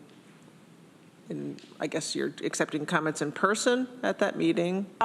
We're requesting comments in writing. So it can be submitted by email, or it can be submitted either directly to our office or by being mailed to our office. So somebody could write something to you. Okay. And if we happen to receive any here, we'll make sure we forward it to you folks. Anything else for these? Okay, Kat and Leo, thank you very much for coming today. And there's information items in the agenda, budget transfer and capital summary. Any questions on those, Randy? Or I just had I know we're going to talk about the landfill, Seneca Meadows. Are you going to stay for any questions on that, or? Ken? Or I can ask my question now, it doesn't matter. Yeah, do you want to stay for that? I can stay for that, yeah. Okay. So why don't we keep moving on to these things? So Norma, do you have any, well, you have one update on the recycling and materials management fee amendments, and do you want to give us an update on that, or anything else you have? I don't have any other updates, but yes, there's been a group, a work group that's been meeting to discuss the recycling waste management fee structure. And we've been going up since October of 2022. We've been meeting. The team has come to an understanding of what we might want, or how that fee might be restructured. The county contracted with the Westlaw Group. Just to give you some background, the county contracted with the Westlaw Group to review the county's fee structure. The issues that they were presented was to whether the county could restructure its recycling materials management annual fee to make it more equitable for the property owners in the county, with particular focus on the universities and colleges, and how may the county restructure its annual fee to make it more equitable for all property owners in the county. In its review, it was determined that the county actually should be restructuring it to make sure that we are accurately reflecting the costs imposed by the institutions. The county's fee report that was developed in 1995, there's a lot of things that have changed from 1995 till now, so all of that needed to be considered during some very good discussions and debates during those I think it was 5 meetings over the last few months. So at this point, our plan was to report to you folks that this has been done. We'll be reaching out to the 3 higher education institutions to make them aware of our restructuring, and then we'll bring a resolution to peak and Budget and Capital and Legislature in another month or so after that. I imagine there's some questions or. Randy? Yeah, Greg and I were part of that group, and we got a lot of homework from the lawyers a couple times, and they did a lot of write-up, and I think the focus was just being fair, fair to everybody. So that was focus. One thing that that was in the what we learned is that, and this applies to reduction of waste, is that we can, in our budget, put a plan forward and through the fee, whatever the fee would be, to implement the programs that Kat was talking about, because it's not going to be easy. You're going to have to have somebody to, monitor these things, to measure them, all that kind of stuff. Otherwise, if you don't measure it, you're not going to know what happened. So I thought that was interesting. So. Thank you, Randy, and thank you and Greg for working on this. And just as a general thank you to legislators for all the different boards and different things that you're on. It takes a lot of time, and I appreciate that. Anything else on this update? Thank you. So now we're going to go to something somewhat related to, well, actually related to waste. And so we have Yvonne Taylor here. But first I want to put this resolution, let's see. Yes, we have a resolution for this one. And this is, let's see, let me find all my papers here. This is packet page 23. We have a resolution opposing the increase of the permitted landfill height and extended life of Seneca Meadows. Would someone like to move that? Randy moves that, seconded by Veronica. And we have Yvonne Taylor here from Seneca Lake Guardian. And would you like to, so welcome Yvonne, would you like to introduce yourself and talk a little bit about this? We're a little pressed for time, so let me first ask the committee and Brittany, is it okay if we go over, let's say, budget 10 minutes? We try and get this done? Is that okay? All right, thank you. Go ahead, Yvonne, take it away. Thank you so much, Ann, and good after your time. And that was an easy thing to do coming after Wendy and Greg, where rethinking waste is at the top of mind now in Tompkins County. And it is, as they mentioned, also on top of mind for New York State as a whole, that has proposed a roadmap for how we can divert waste. We can reduce the amount of waste to begin with, and we can implement robust recycling programs which are good for our communities, our economy, and our environment. And Tompkins County is a model for rethinking waste, as demonstrated by the proposed Tompkins County Solid Waste Plan, as well as amazing programs like Finger Lakes Reuse and your organics programs. So here we are at a pivotal moment when people are talking about reducing the need for behemoth landfills, like New York State's largest landfill, which happens to be located at the northern gateway of the Finger Lakes. The first thing people see when they get off the exit to the Finger Lakes is a mountain of putrid garbage. which is currently 30 stories tall and was slated to close in 2025. However, Texas-based Waste Connections spent over $200,000 in the local election to get pro-landfill candidates elected to the town board. And now that closure date is in question, and the landfill has instead applied for an application to expand another 47 acres wider and 7 stories taller, which would make the mountain of garbage taller than the tallest building in the nearest city of Syracuse, New York. And it would continue operating through the year 2040, which to us seems completely inconsistent with the idea of the state and Tompkins County's plan to reduce waste. So, you know, here we have Seneca Meadows wanting to make room for more waste when everybody in the state is working on reducing waste.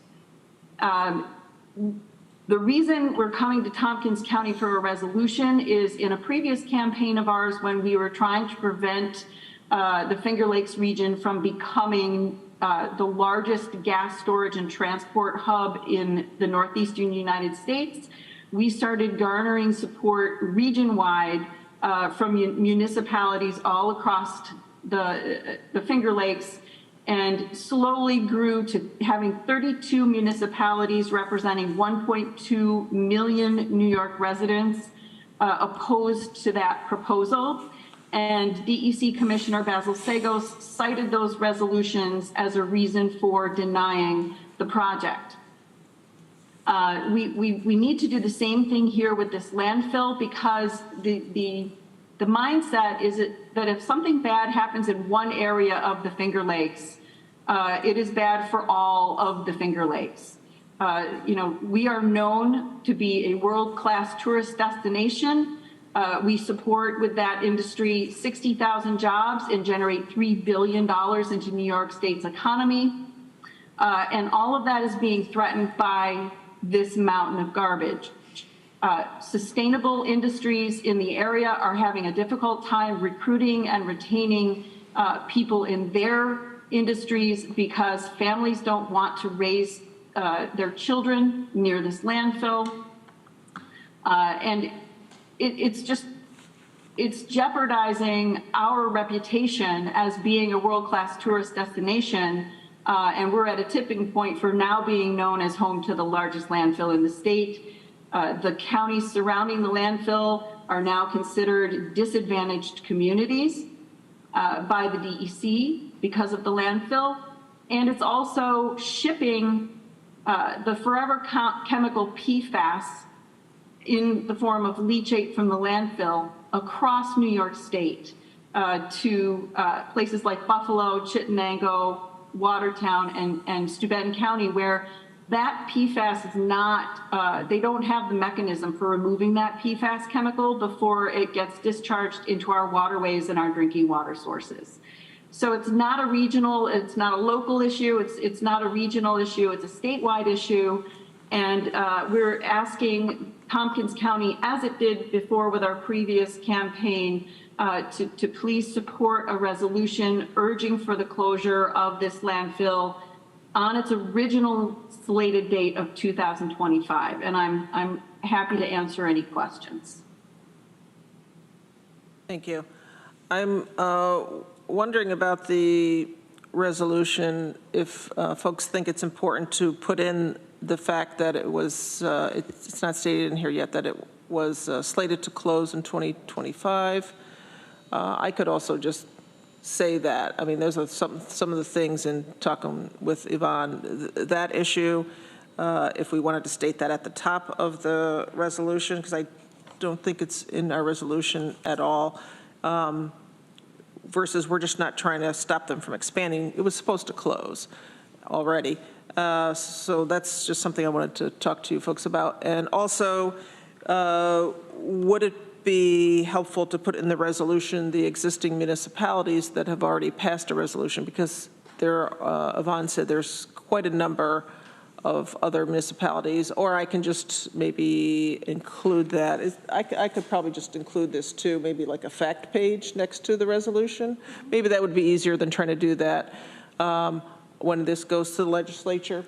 I'll just attach a sheet with some of these facts. So how about that? That'd be easier than trying to. So so anyway, I want to open it up for discussion. Randy? Yeah, I just want to understand where we are, where Thompson County is sending our trash there now to Seneca Meadows, or not? No, not to Seneca Meadows. We have used some Seneca Meadows in the past. We contract out competitive bid for the hauling and disposal of waste that comes out of Tompkins County. Currently, we use... The MRB, is that who does that, or? Competitive bid. Right, okay. Yep. So currently we contract with New England Waste Services, which is a sister company of Casella. So when they bid, they would include the landfills that they would use, primary and secondary. So currently, Ontario County is a primary, Chemung is a secondary. Prior to them, was a company called We Care out of Syracuse that won the hauling and disposal bid. And at that point in time, it was going to Seneca Meadows. So it really depends who holds that contract as to where they take the waste.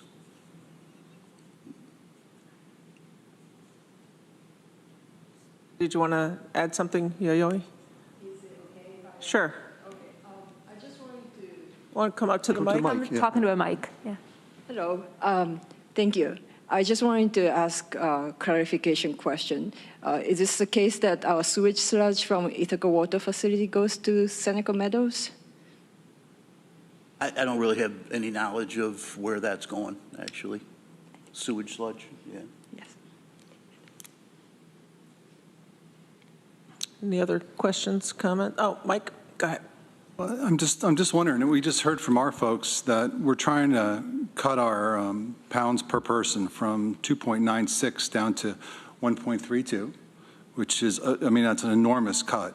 But that still leaves us with about 138,600 pounds per day, and that would be about 50 million pounds per year. And I'm just wondering if Seneca Meadows were to close. I mean, a lot of people are going to be looking for different landfills. What do we do with that 50 million pounds? I suppose I could comment, maybe a what-if scenario. I would broadly say, as landfill space becomes less and less, so in the event landfills, this one closes, another one closes, space becomes less and less. I can only imagine that tipping fees are going to increase. I don't look at that as a bad thing. I think we would look at that as an incentive to continue to reduce and reuse and eliminate the waste. The draft solid waste management plan is geared toward that. Greg? At the same time, also though, too, our costs to recycle have significantly gone up because the value, the commodity value of some of those materials has gone down. So we're going to see rising costs on both fronts. Hopefully not. There's different things, I guess, primarily with producer responsibility. And what that ultimately will achieve would be lower cost to municipalities. That would be one. And I had another one on top of my head, but I'm not sure if I can think of it. Okay, yes. So processing of recyclables is also getting higher tech all the time. So, you know, I would hope that as we get into more robotics, as far as the sorting process goes, that, you know, the cost of processing will be reduced. I think there's things in place, environmental or green purchasing, where we're requiring much more post-consumer recyclables that would go into new products. And the more they're using of that will hopefully increase the revenue from using more post-consumer. Does that make sense? Yeah, I don't know, remember the percentage, but for packaging, it's a high percentage of the garbage. So if we can get the producer responsibility, if we can get more strict laws about that, I think that will decrease quite a bit if they're responsible for recycling it. Greg? Yeah, I'm not necessarily opposed to this resolution. I have sort of a second for pause. One, this does affect our greater community, but this not necessarily is directly in our community.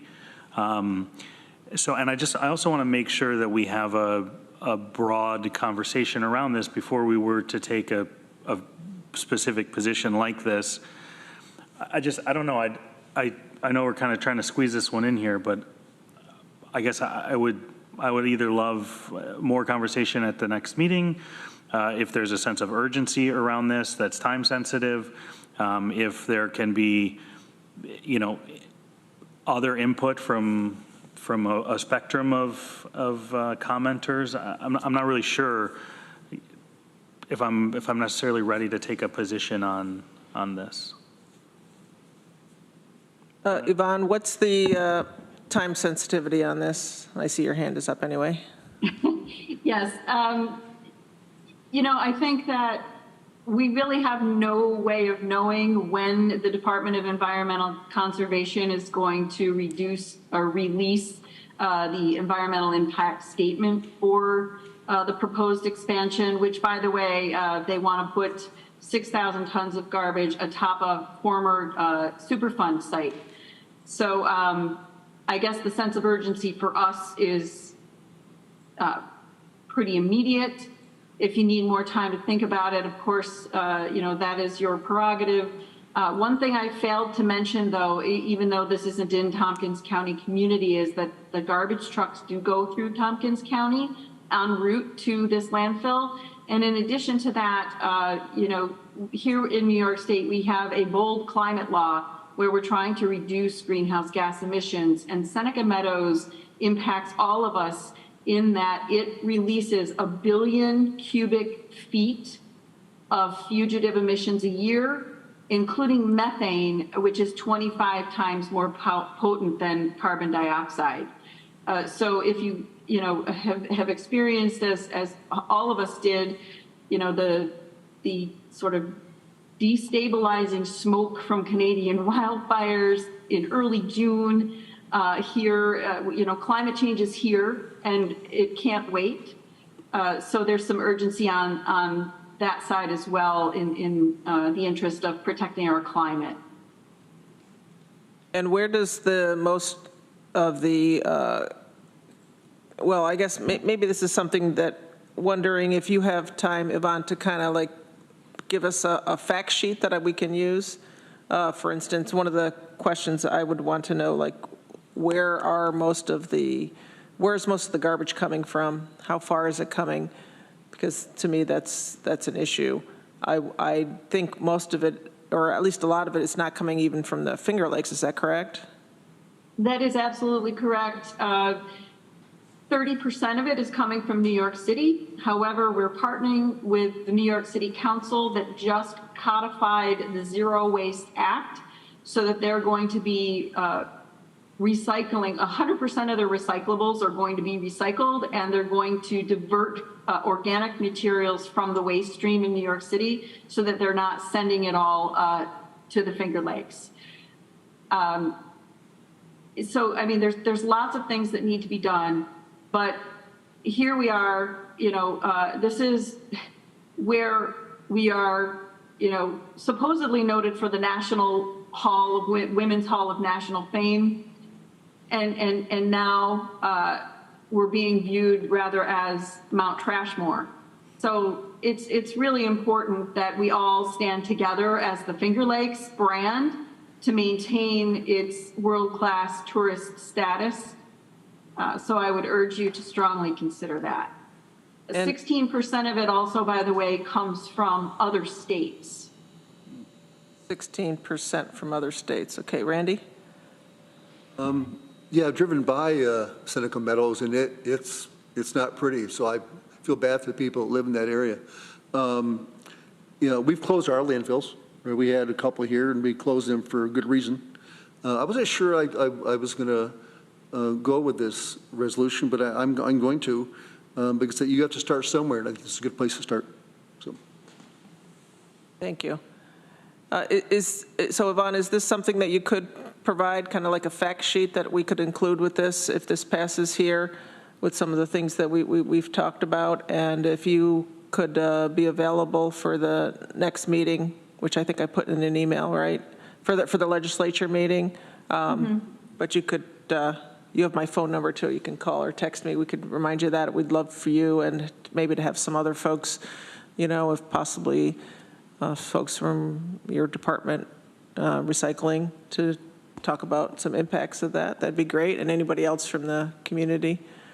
Are we ready to vote on this? Okay. And so we've got it on the floor. So all those in favor, raise your hand. That passes unanimously. Thank you very much, Yvonne, and for everybody that came to today's meeting. Let me double check. I think we're all set. I'm going to skip member reports, if you can hold off till next meeting if you have anything. Anything else pressing before the committee? All right, all those in favor of adjournment? All right, thank you, everybody. And thanks for staying late. Thank you. Thanks, Brittany, and everybody.